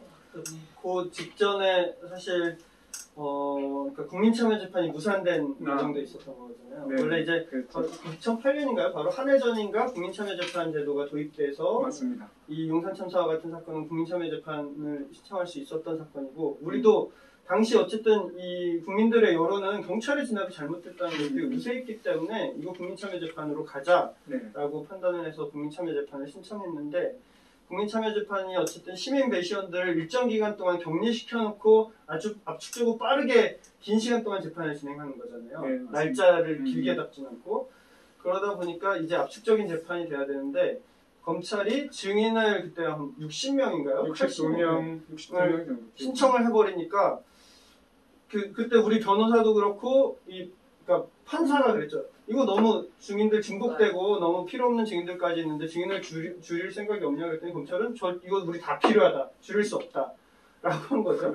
그러니까 법원이 이 많은 사람들의 증언을 들으려면 국민참여재판이 물리적으로 불가능하기 때문에 결국은 국민참여재판을 안 하는 걸로 결정을 내려버린 상황이죠. 저희들이 아마 재판부에서는 최대한 처음에 이제 재판에서 한 일주일 정도로 해가지고 한번 이걸 진행을 할 약간 이제 그런 의도를 갖고 있다가 그래서 한 절반 정도를 한번 줄이면 어떻겠느냐 요청을 했는데 검찰에서 끝끝내 하나도 줄일 수 없다 이런 이제 태도를 취했죠. 이건 거의 자기들이 재판 지휘권이 있는 것처럼 검찰 쪽에서 행동을 했고 이거는 그때 정권의 압도적인 그 배경을 갖고 있었기 때문에 가능했던 것으로 보여집니다.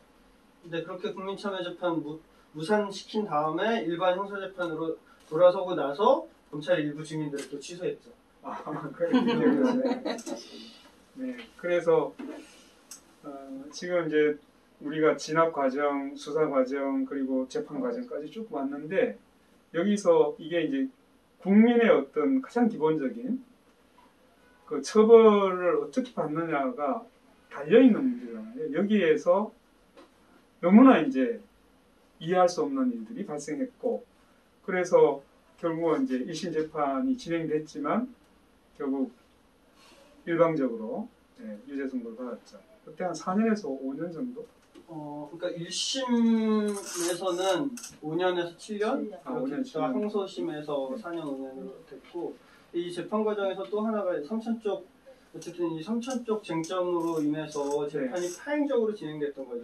우린 그대로 재판을 진행할 수 없는 상황이 되다 보니까 피고인들도 역시 이런 재판 받을 수 없다라고 재판을 거부하고 또 변호사님도 이렇게 재판을 할 수 없다라고 거부하고 그랬는데 그때 이제 판사는 그러면 국선 변호인 선임해서 재판 강행하겠다 이렇게 나와버리는 상황이 돼버렸던 거죠. 그래서 결국은 어쩔 수 없이 우리가 이제 변호인단을 이제 2차 변호인단으로 교체하면서 재판을 진행을 했던 과정도 있었고, 근데 이제 어쨌든 재판이 진행되면서 그 경찰 특공대원들이 검찰의 증인으로 나왔었던 거잖아요. 근데 이제 증인 신문을 하니까 거기서부터 이제 달라지는 쟁점들이 나오기 시작했던 거죠. 그러니까 조서만을 봤을 때 특공대원들이 다 죽어라고 하는 소리를 들었다.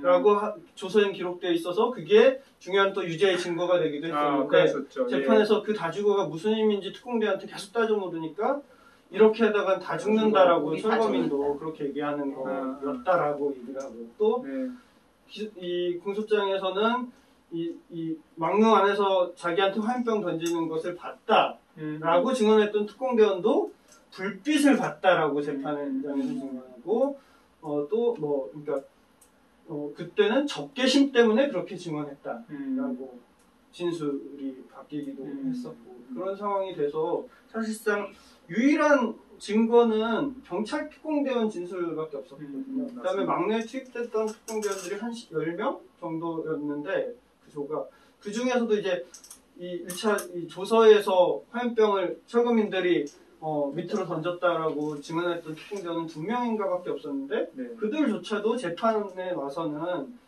그러니까 화염병인 줄 알았는데 불빛. 네, 불빛이라고 증언을 하거나 이렇게 증언이 바뀌어서 사실 저희가 숨진했는지는 모르겠는데 이거 특공방 치사죄는 무죄가 나오겠어요. 그러니까 경찰을 죽였다는 제목은 무죄가 나오겠다. 이건 증거가 이제 사라져 버렸어요.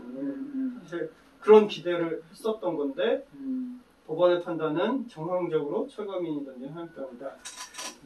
예, 원래 이제 우리가 형사 소송에서는 합리적 의심의 여지가 없는 증명이 필요하잖아요.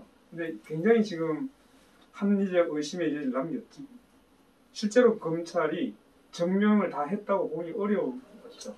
실제 철거민이 던진 화염병이 정말로 있었냐라는 것부터 던져서 그걸로 인해서 발생했느냐 입증이 사실 안 되는 부분이었어요.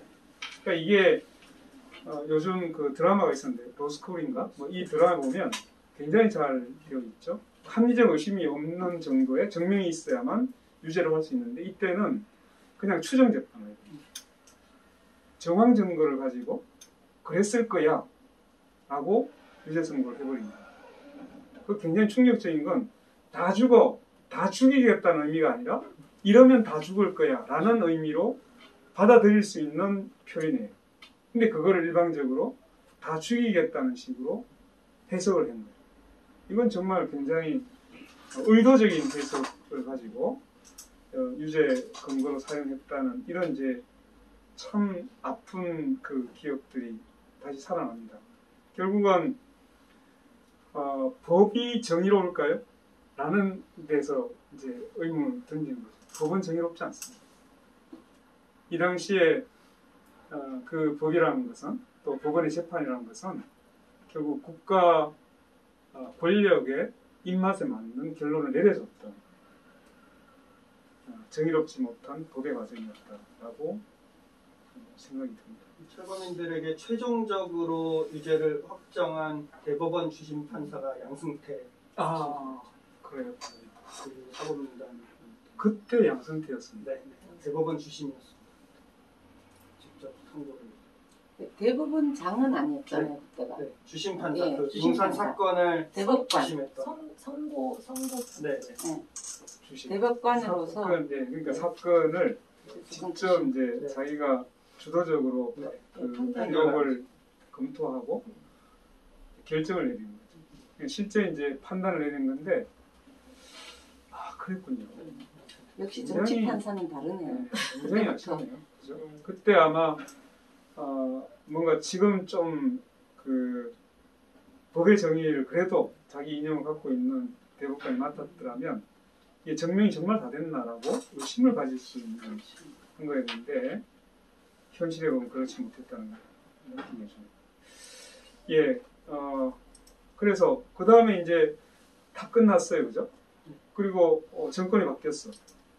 이제 뭔가 풀어줄 것 같았어요. 2018년에 경찰청 인권침해사건 진상조사위원회가 구성되고 그 다음 2019년에 검찰 과거사위원회가 구성돼서 이제 용산 사건도 이런 진상 재조사해야 된다라는 사건으로 분류가 됐고 채택이 됐죠.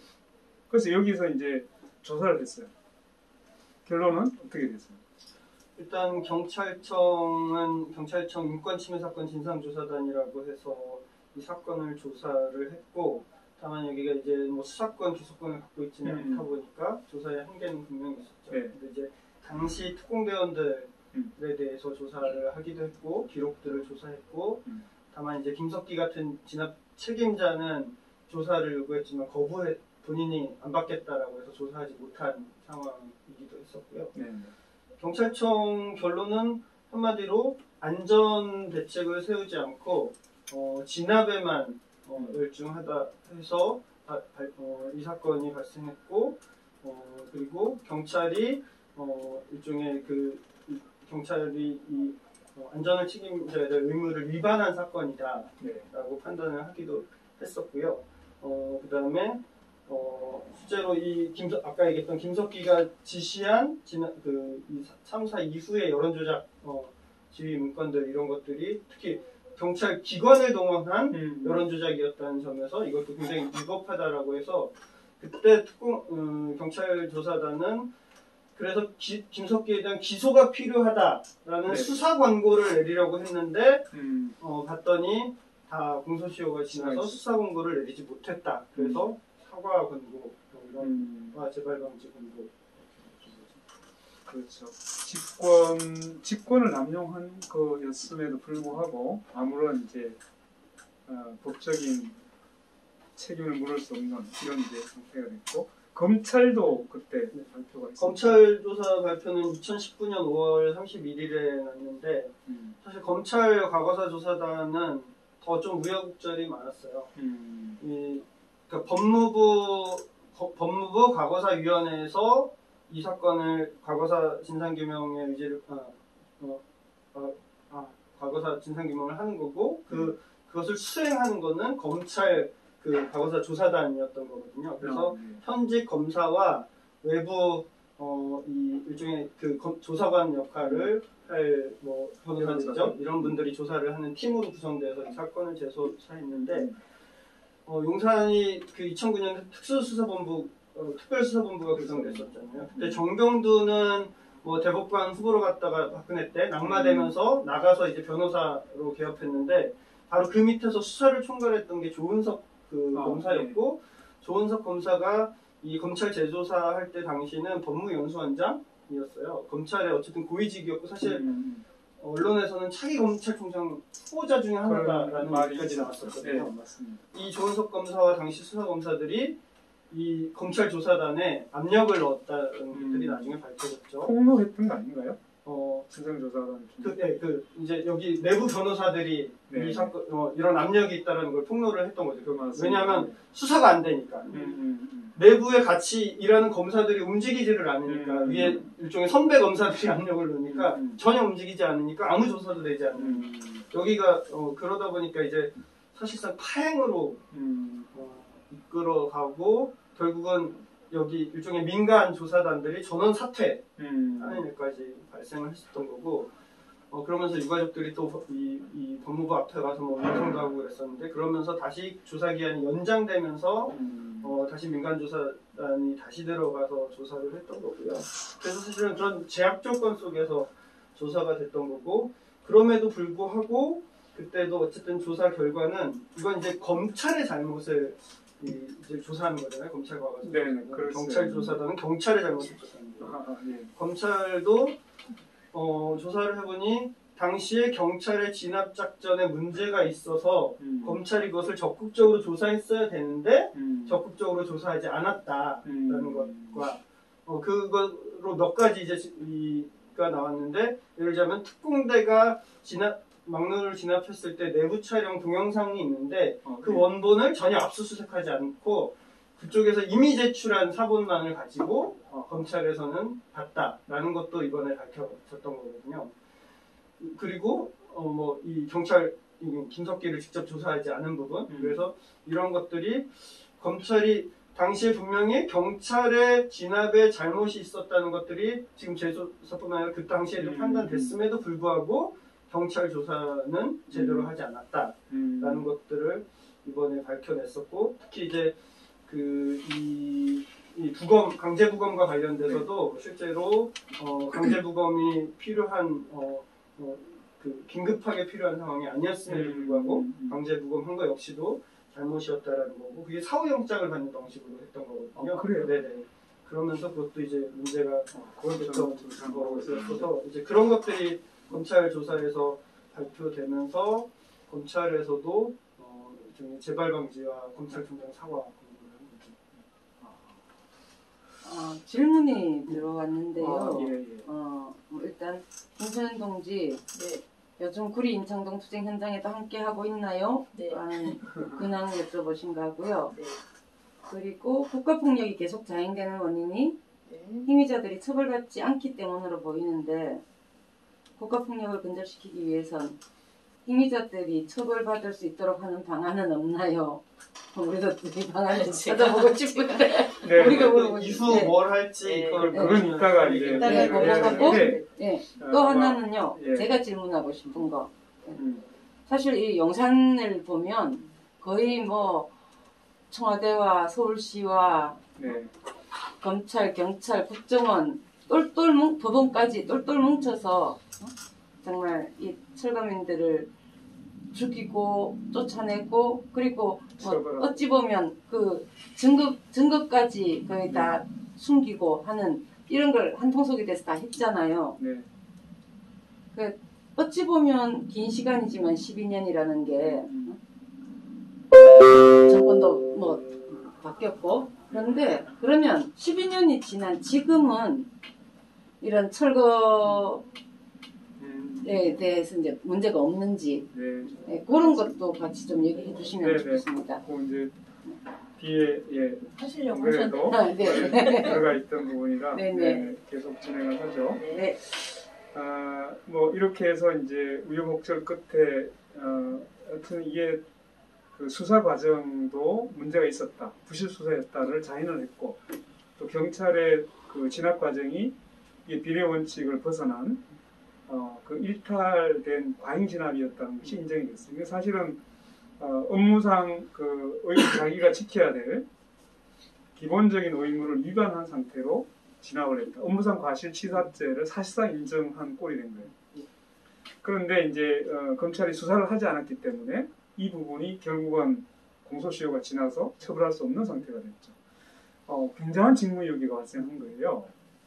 국가기관이 서로 이제 봐주기식이 됐기 때문에 이런 문제가 있는데 그러면 이제 이 과정에서 2018년에 구속 철거민들이 이제 사면 복권을 받긴 해요. 정권이 바뀌어서 그나마 됐는데 2019년 6월 23일 아까 그 구속됐던 김대원 씨가 처음에 4명이 구속됐잖아요. 그때 구속됐었잖아요.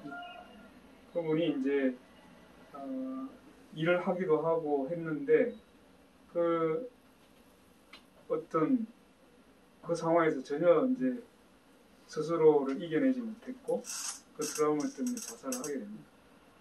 참 아팠을 것 같아요.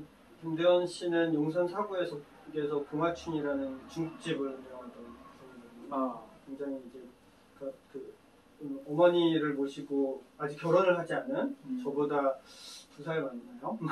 1살 많나? 그런데 그랬던 분이 농성하다가 이제 구속이 되신 거죠. 그리고 이 감옥에서도 근데 감옥 생활을 굉장히 성실히 하셨어요. 그래서 이분은 가석방으로 나오셨어요. 4년 전에 한 3개월인가 4개월 앞두고 만기 가석방으로 출소를 하셨거든요.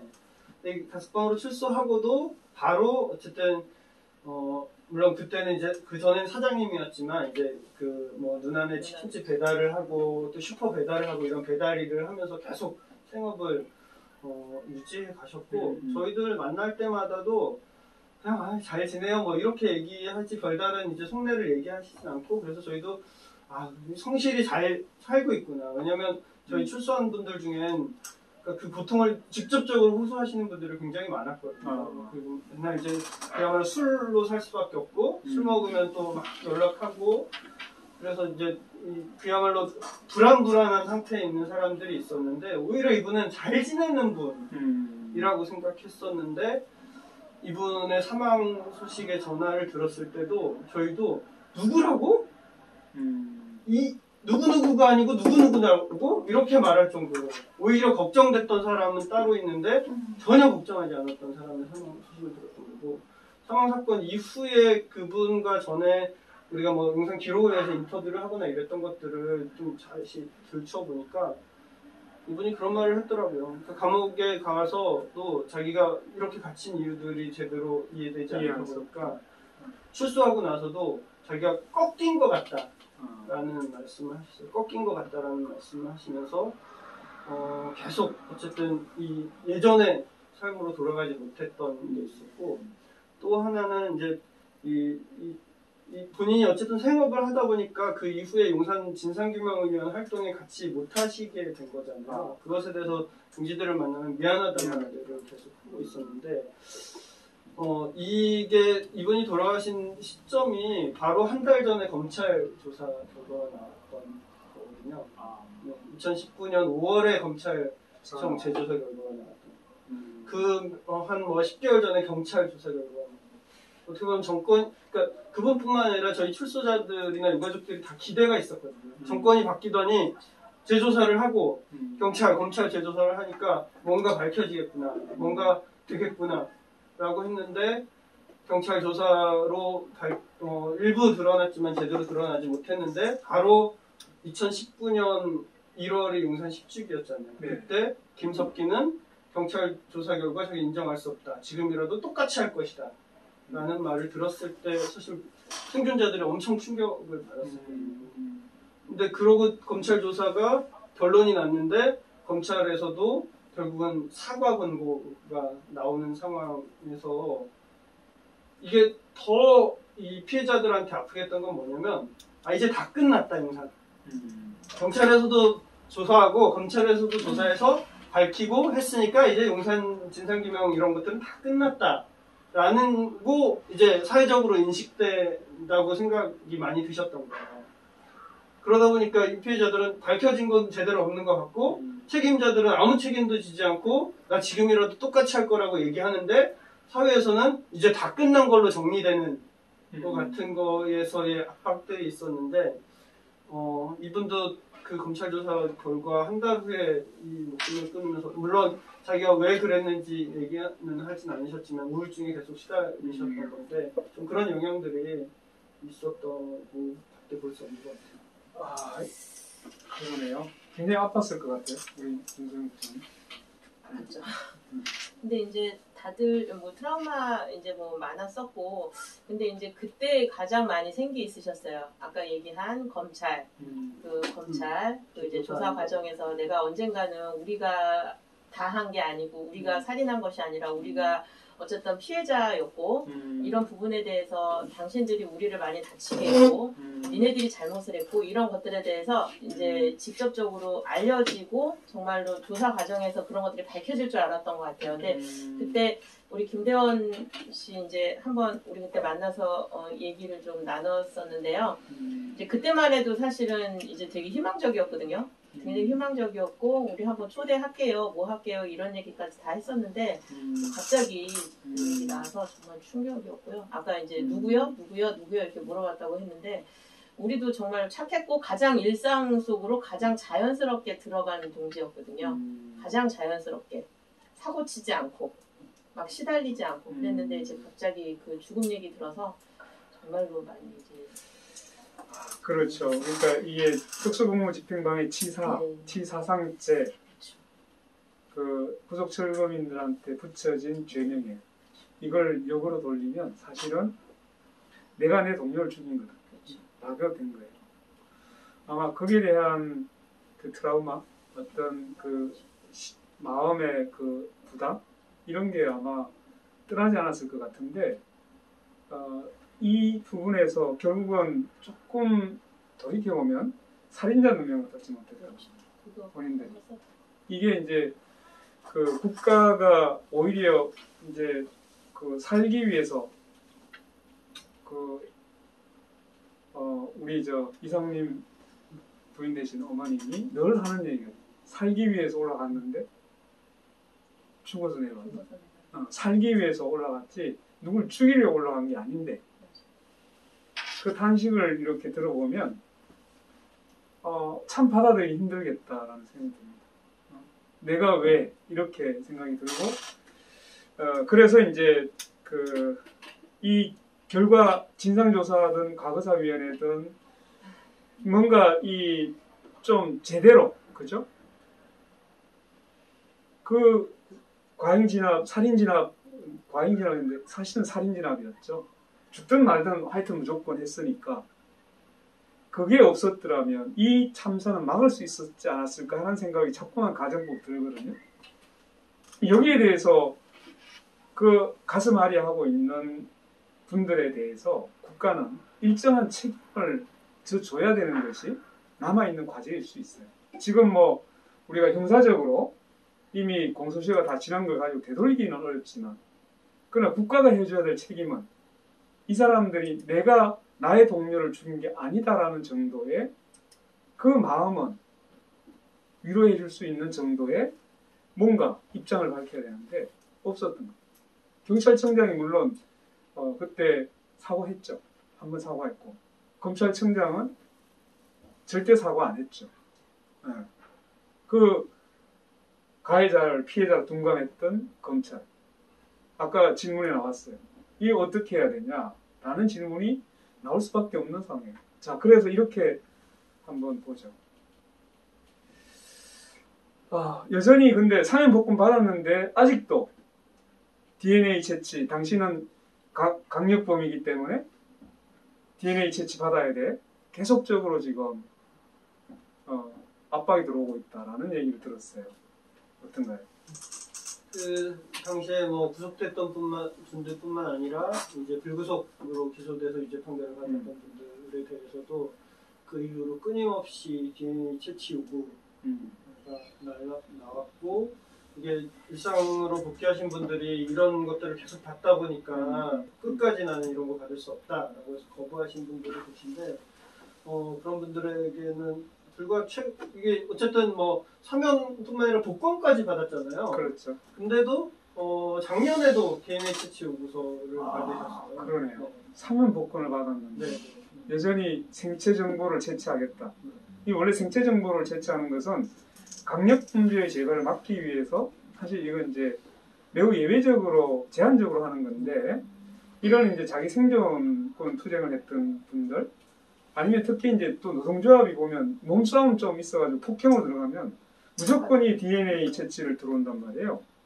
이건 사실은 그 국민들에 대해서 완전히 죄인 취급하는 거라서 이건 본인 스스로도 동의하기가 참 힘든 부분인데 이런 걸 이제 악용하고 있는 것 이런 문제는 계속되고 있죠. 낙인 찍기 같은 참 예.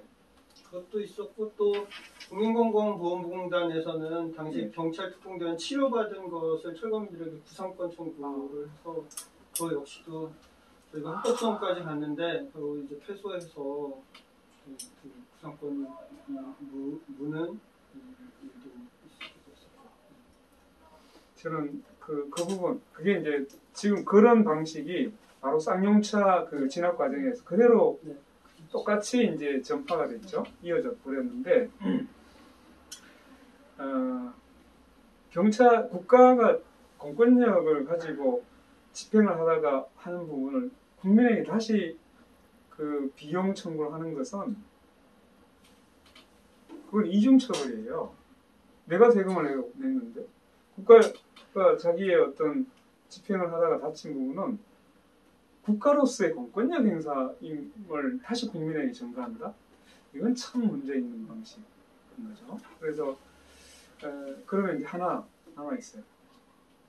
그때 우리가 정말 진정으로 책임져야 될 사람, 국민을 사죄로 몰았던, 그 실제로 죽음을 빠뜨렸던 용산 참사 오적이라고 표현되기도 하고 이런 분들이 있어요. 이분들은 우리는 이제 그 공적인 기관, 뭐 검찰이든 경찰이든 자기들이 뭔가 잘못되어 있는 부분을 일부라도 밝혀냈어. 근데 이런 사람들이 그러면 여기 그 사람의 생명을 빼앗은 이런 사건에서 뭔가 그 자수하거나 책임이라도 일말에 있어야 되지 않나요? 근데 지금 어떻게 살고 있습니까? 용산 참사 오적의 대표적으로 정치적 책임은 이명박과 당시 서울시장인 오세훈이 네. 있었던 거고 그다음에 진압작전을 책임졌던 김석기 그리고 용산 당시 검찰 용산구청장 용산구청장 네. 박장규 그리고 또 삼성물산. 삼성물산 이렇게 있었고 오적 외에도 그건 이제 사건의 오적인 거고 네. 사건 이후 이제 검찰과 경찰들이 또 이 편파 수사를 했던 검찰 책임자들이 있었던 거죠. 네. 근데 뭐 이명박은 용산 참사에 대해서 단 한 차례 사과조차 한 적도 없고 그렇죠. 지금 저는 사실 이명박이 지금 감옥에 있는 건지 아닌지도 잘 모르겠어요. 계속 들락날락을 해서.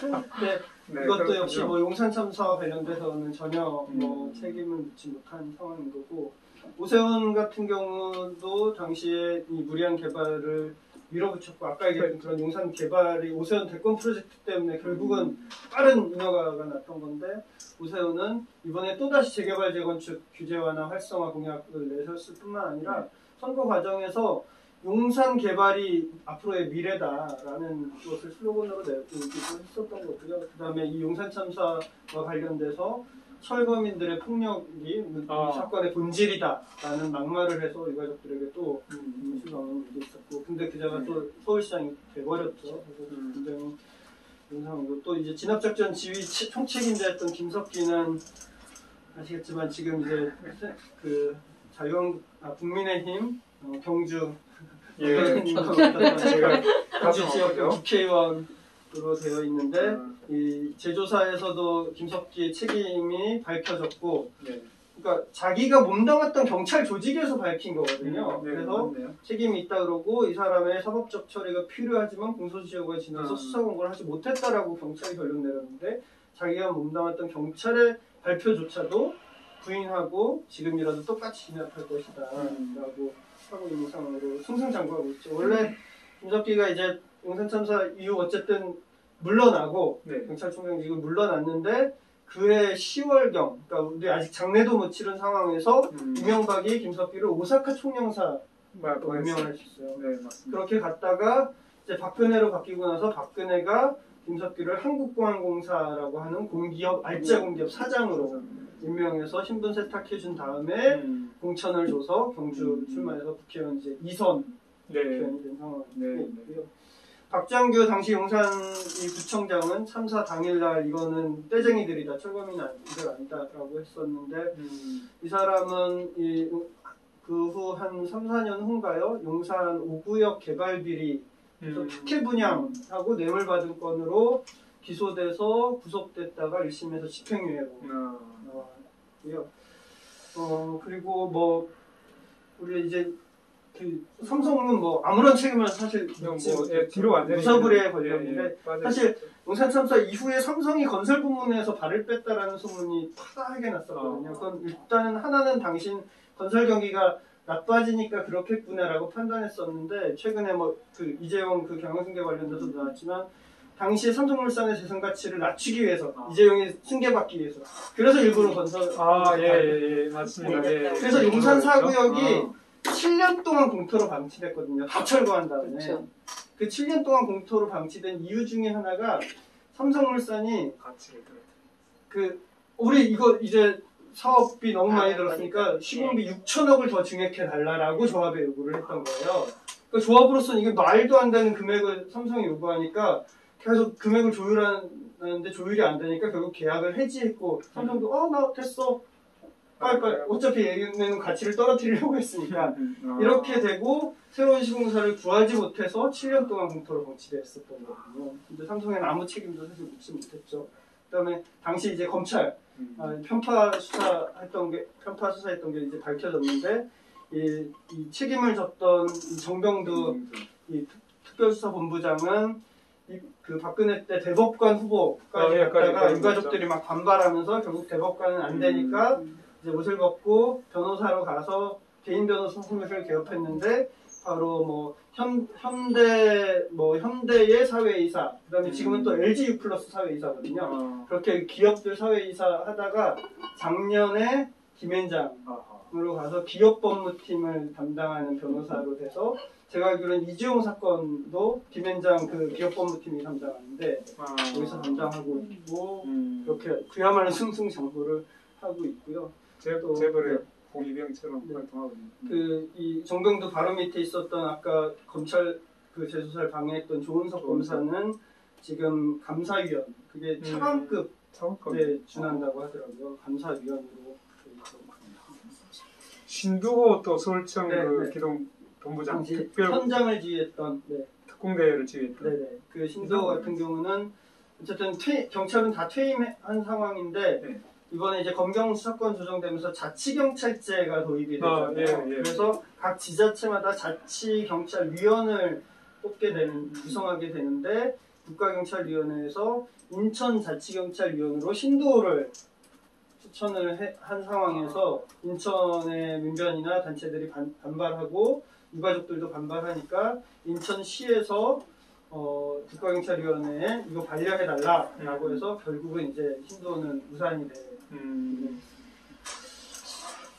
야, 이게 이제 들어보니까 실제로 뭐 자숙하거나 좀 책임을 일부러 졌던 사람이 없고 오히려 자기가 아무런 문제가 없었던 것처럼 승진이나 이런 기회를 가지고 있었던 것이 대부분이고, 예, 그 정경두 그 본부장을 지금도 생각하고 보면 그런 생각이 듭니다. 김앤장을 갖군요.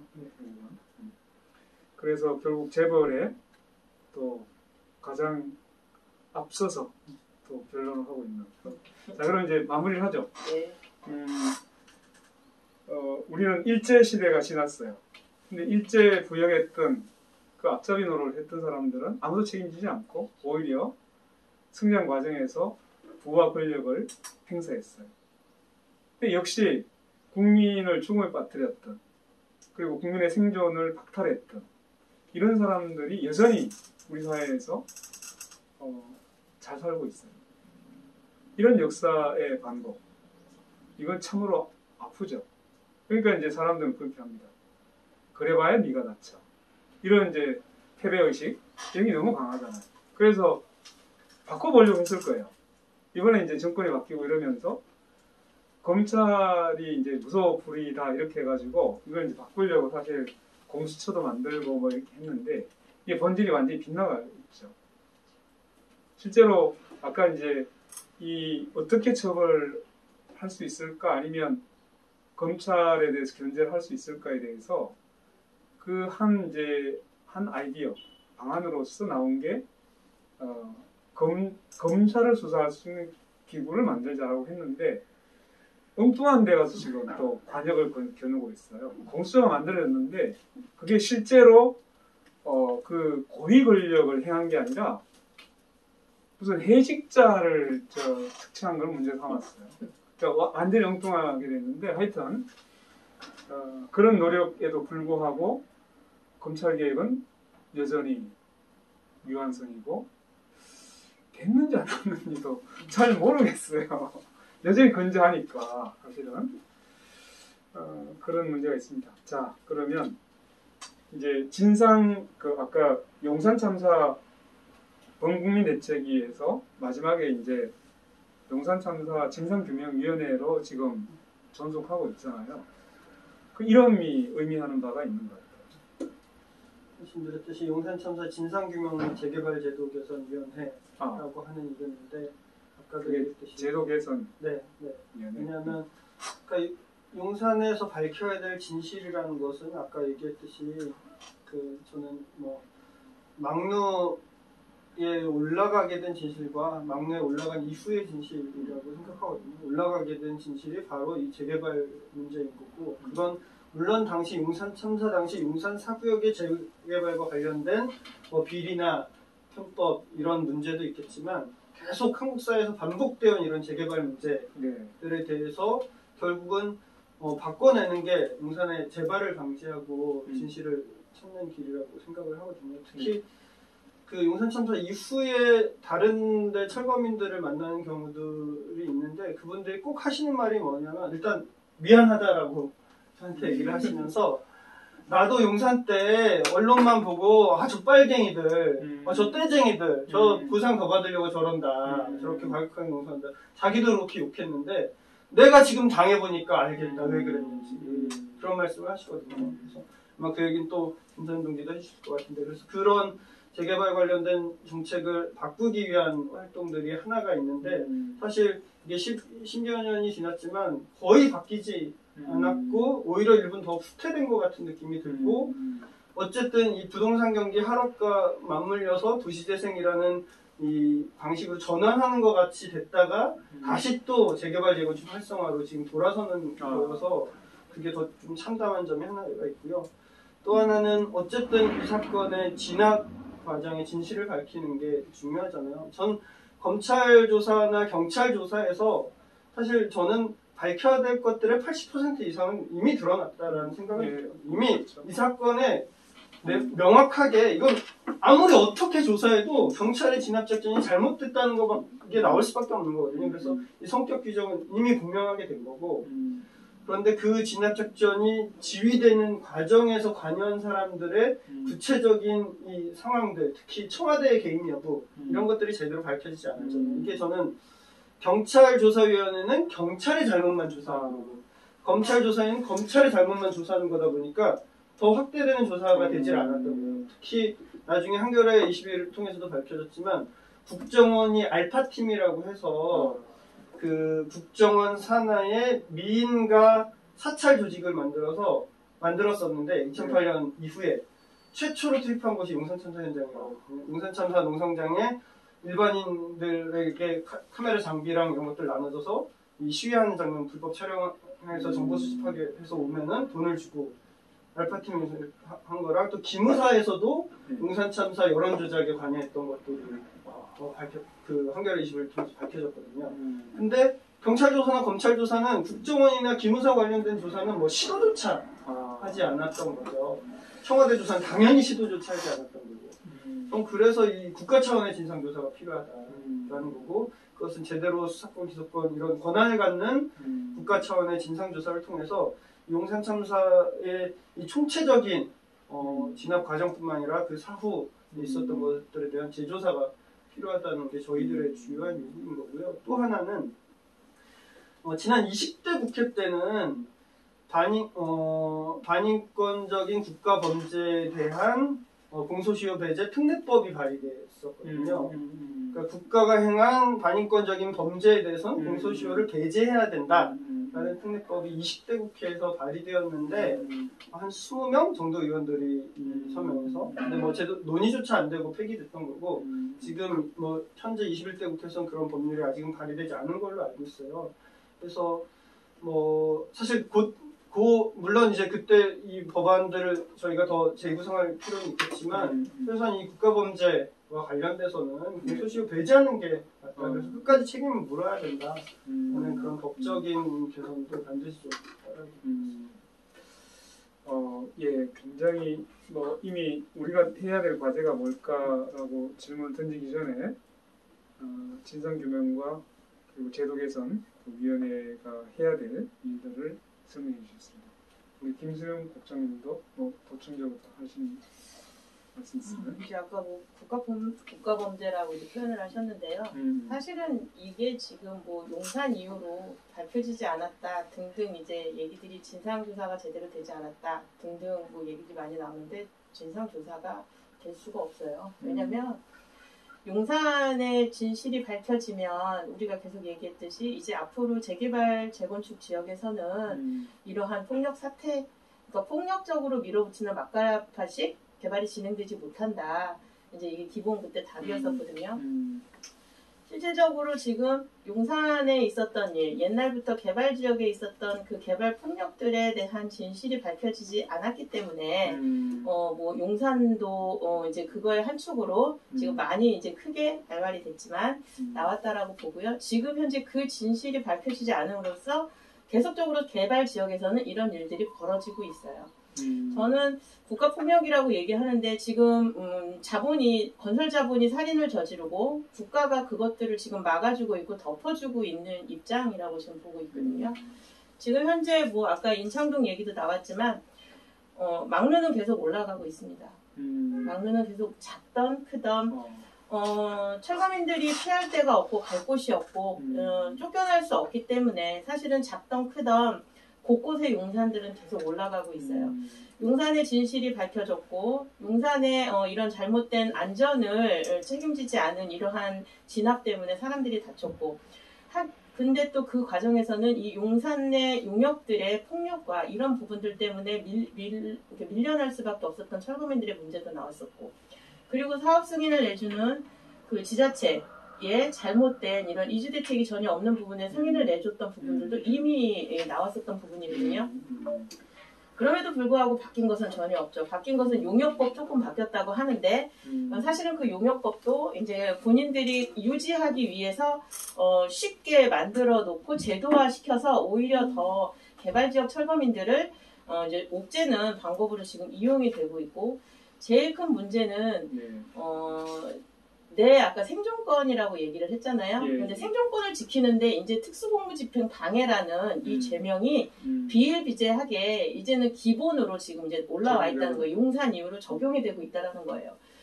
그런 특수공무집행 방해, 공무집행 방해, 오히려 지금 경찰권에 대해서 공권력에 대한 이 권한을 굉장히 강하게 밀어붙이면서 투쟁하는 이 사람들. 아까 김대원 씨가 이제 죽음을 선택할 수밖에 없었던 이유, 나는 내 거를 지킬 수밖에 없는데 왜 내가 살인의 죄를 둘러쓰고 내가 여태까지 산 세월들에 대한 진상을 규명받지 못한 채 잘못됐다라는 말 한마디 못 들어야 되냐 이런 입장인데 지금 현재 철거 지역도 이제 똑같은 입장인데 아까 누가 인창동 이제 얘기 이제 하셨는데요. 인창동에도 작지만 사실은 막루라고 표현하기도 정말 어설픈 이제 구조물 하나가 이제 세워졌었고 거기서 장애를 가진 1급 장애 뇌병변 그 1급 장애인을 가진 그 어머님이 투쟁을 이제 시작을 하셨고요. 그 가운데서 함께 활동 지원사가 투쟁을 하다가 체포영장이 발부가 돼서 이제 구속이 돼 버렸어요. 그걸 가지고 이제 저희가 계속적으로 이제 이제 투쟁들을 좀 진행을 했고 이제 타결이 된 상태지만 타결된 시점에도 아직 그 문제는 남아 있는 거예요. 특수공무집행 방해. 거기서 용역들에게 던진 돌과 오물들이라는 입장으로 그러니까 어떤 것들이 무엇이 먼저 잘못됐는가에 대한 근본적인 대책은 전혀 없고 내 생존권을 지키기 위해서 어떤 행위를 한 부분에 대해서는 타결이 된 시점에도 지금 남아있다는 거죠.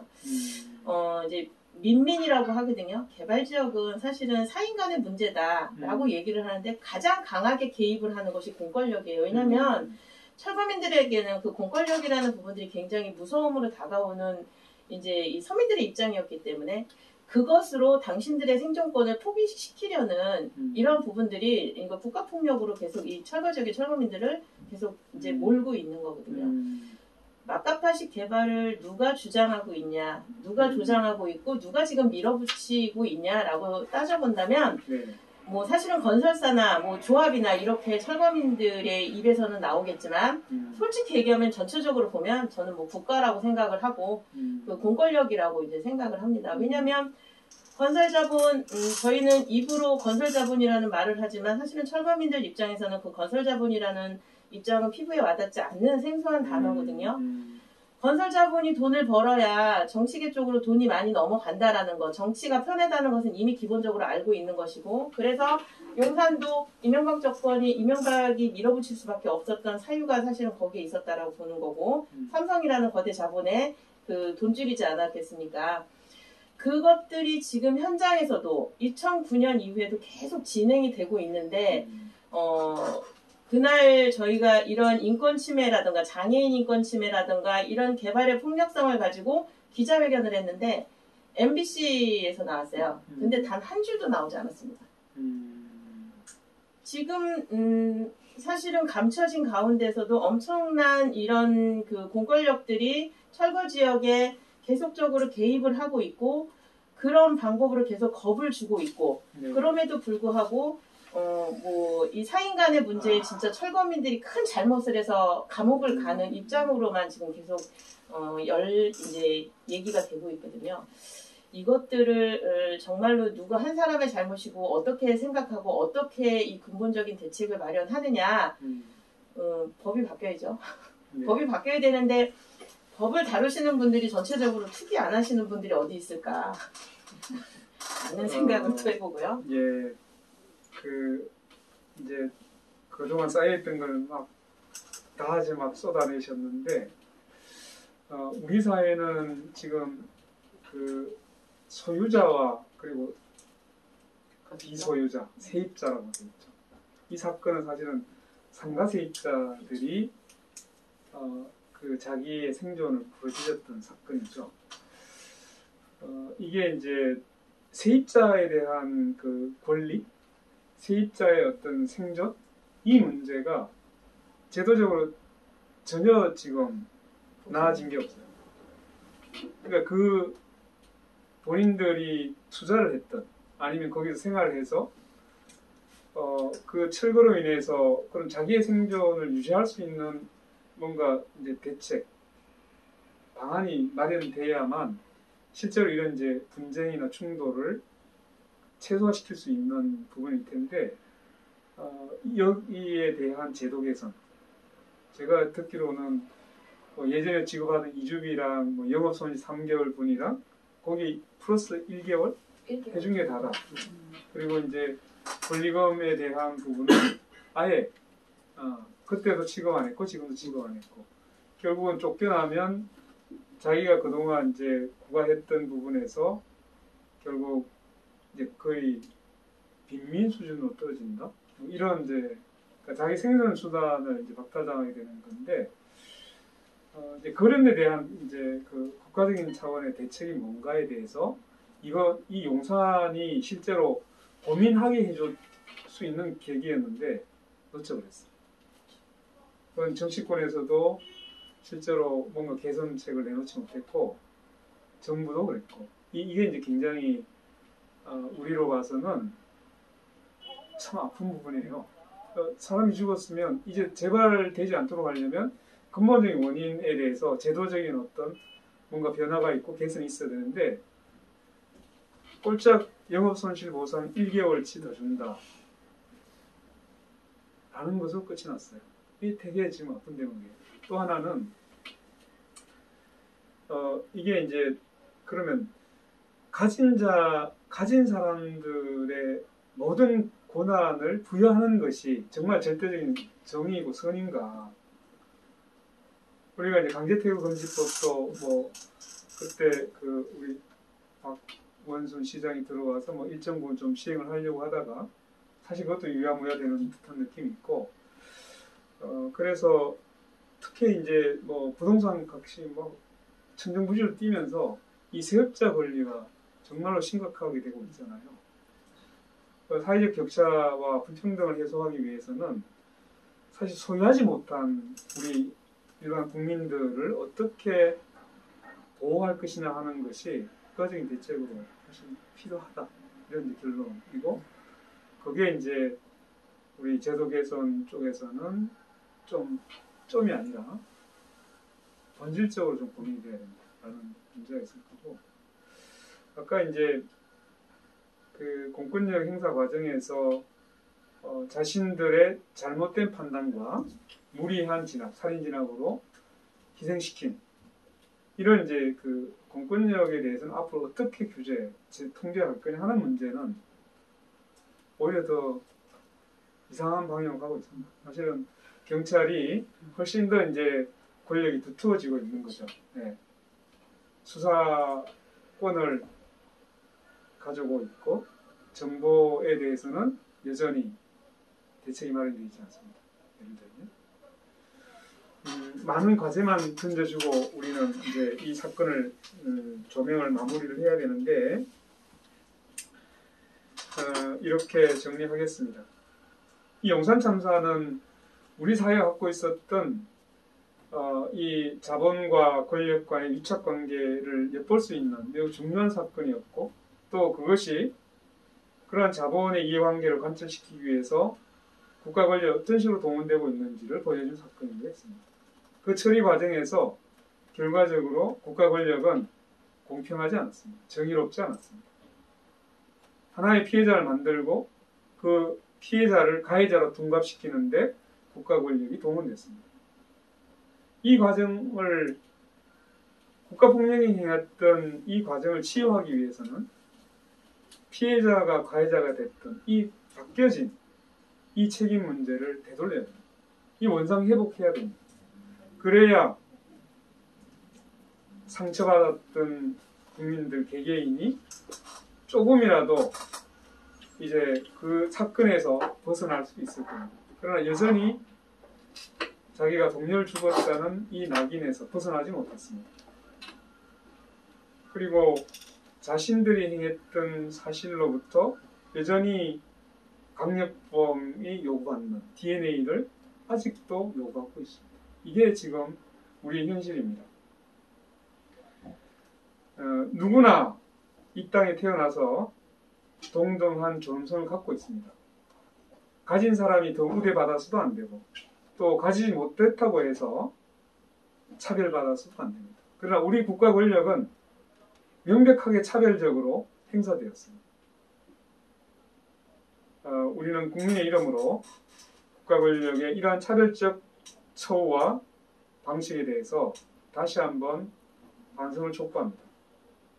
그리고 이제 우리 사회가 점점 격차가 벌어지고 있는 사회로 가지 않도록 우리 함께 지혜를 모아야 될 때가 왔습니다.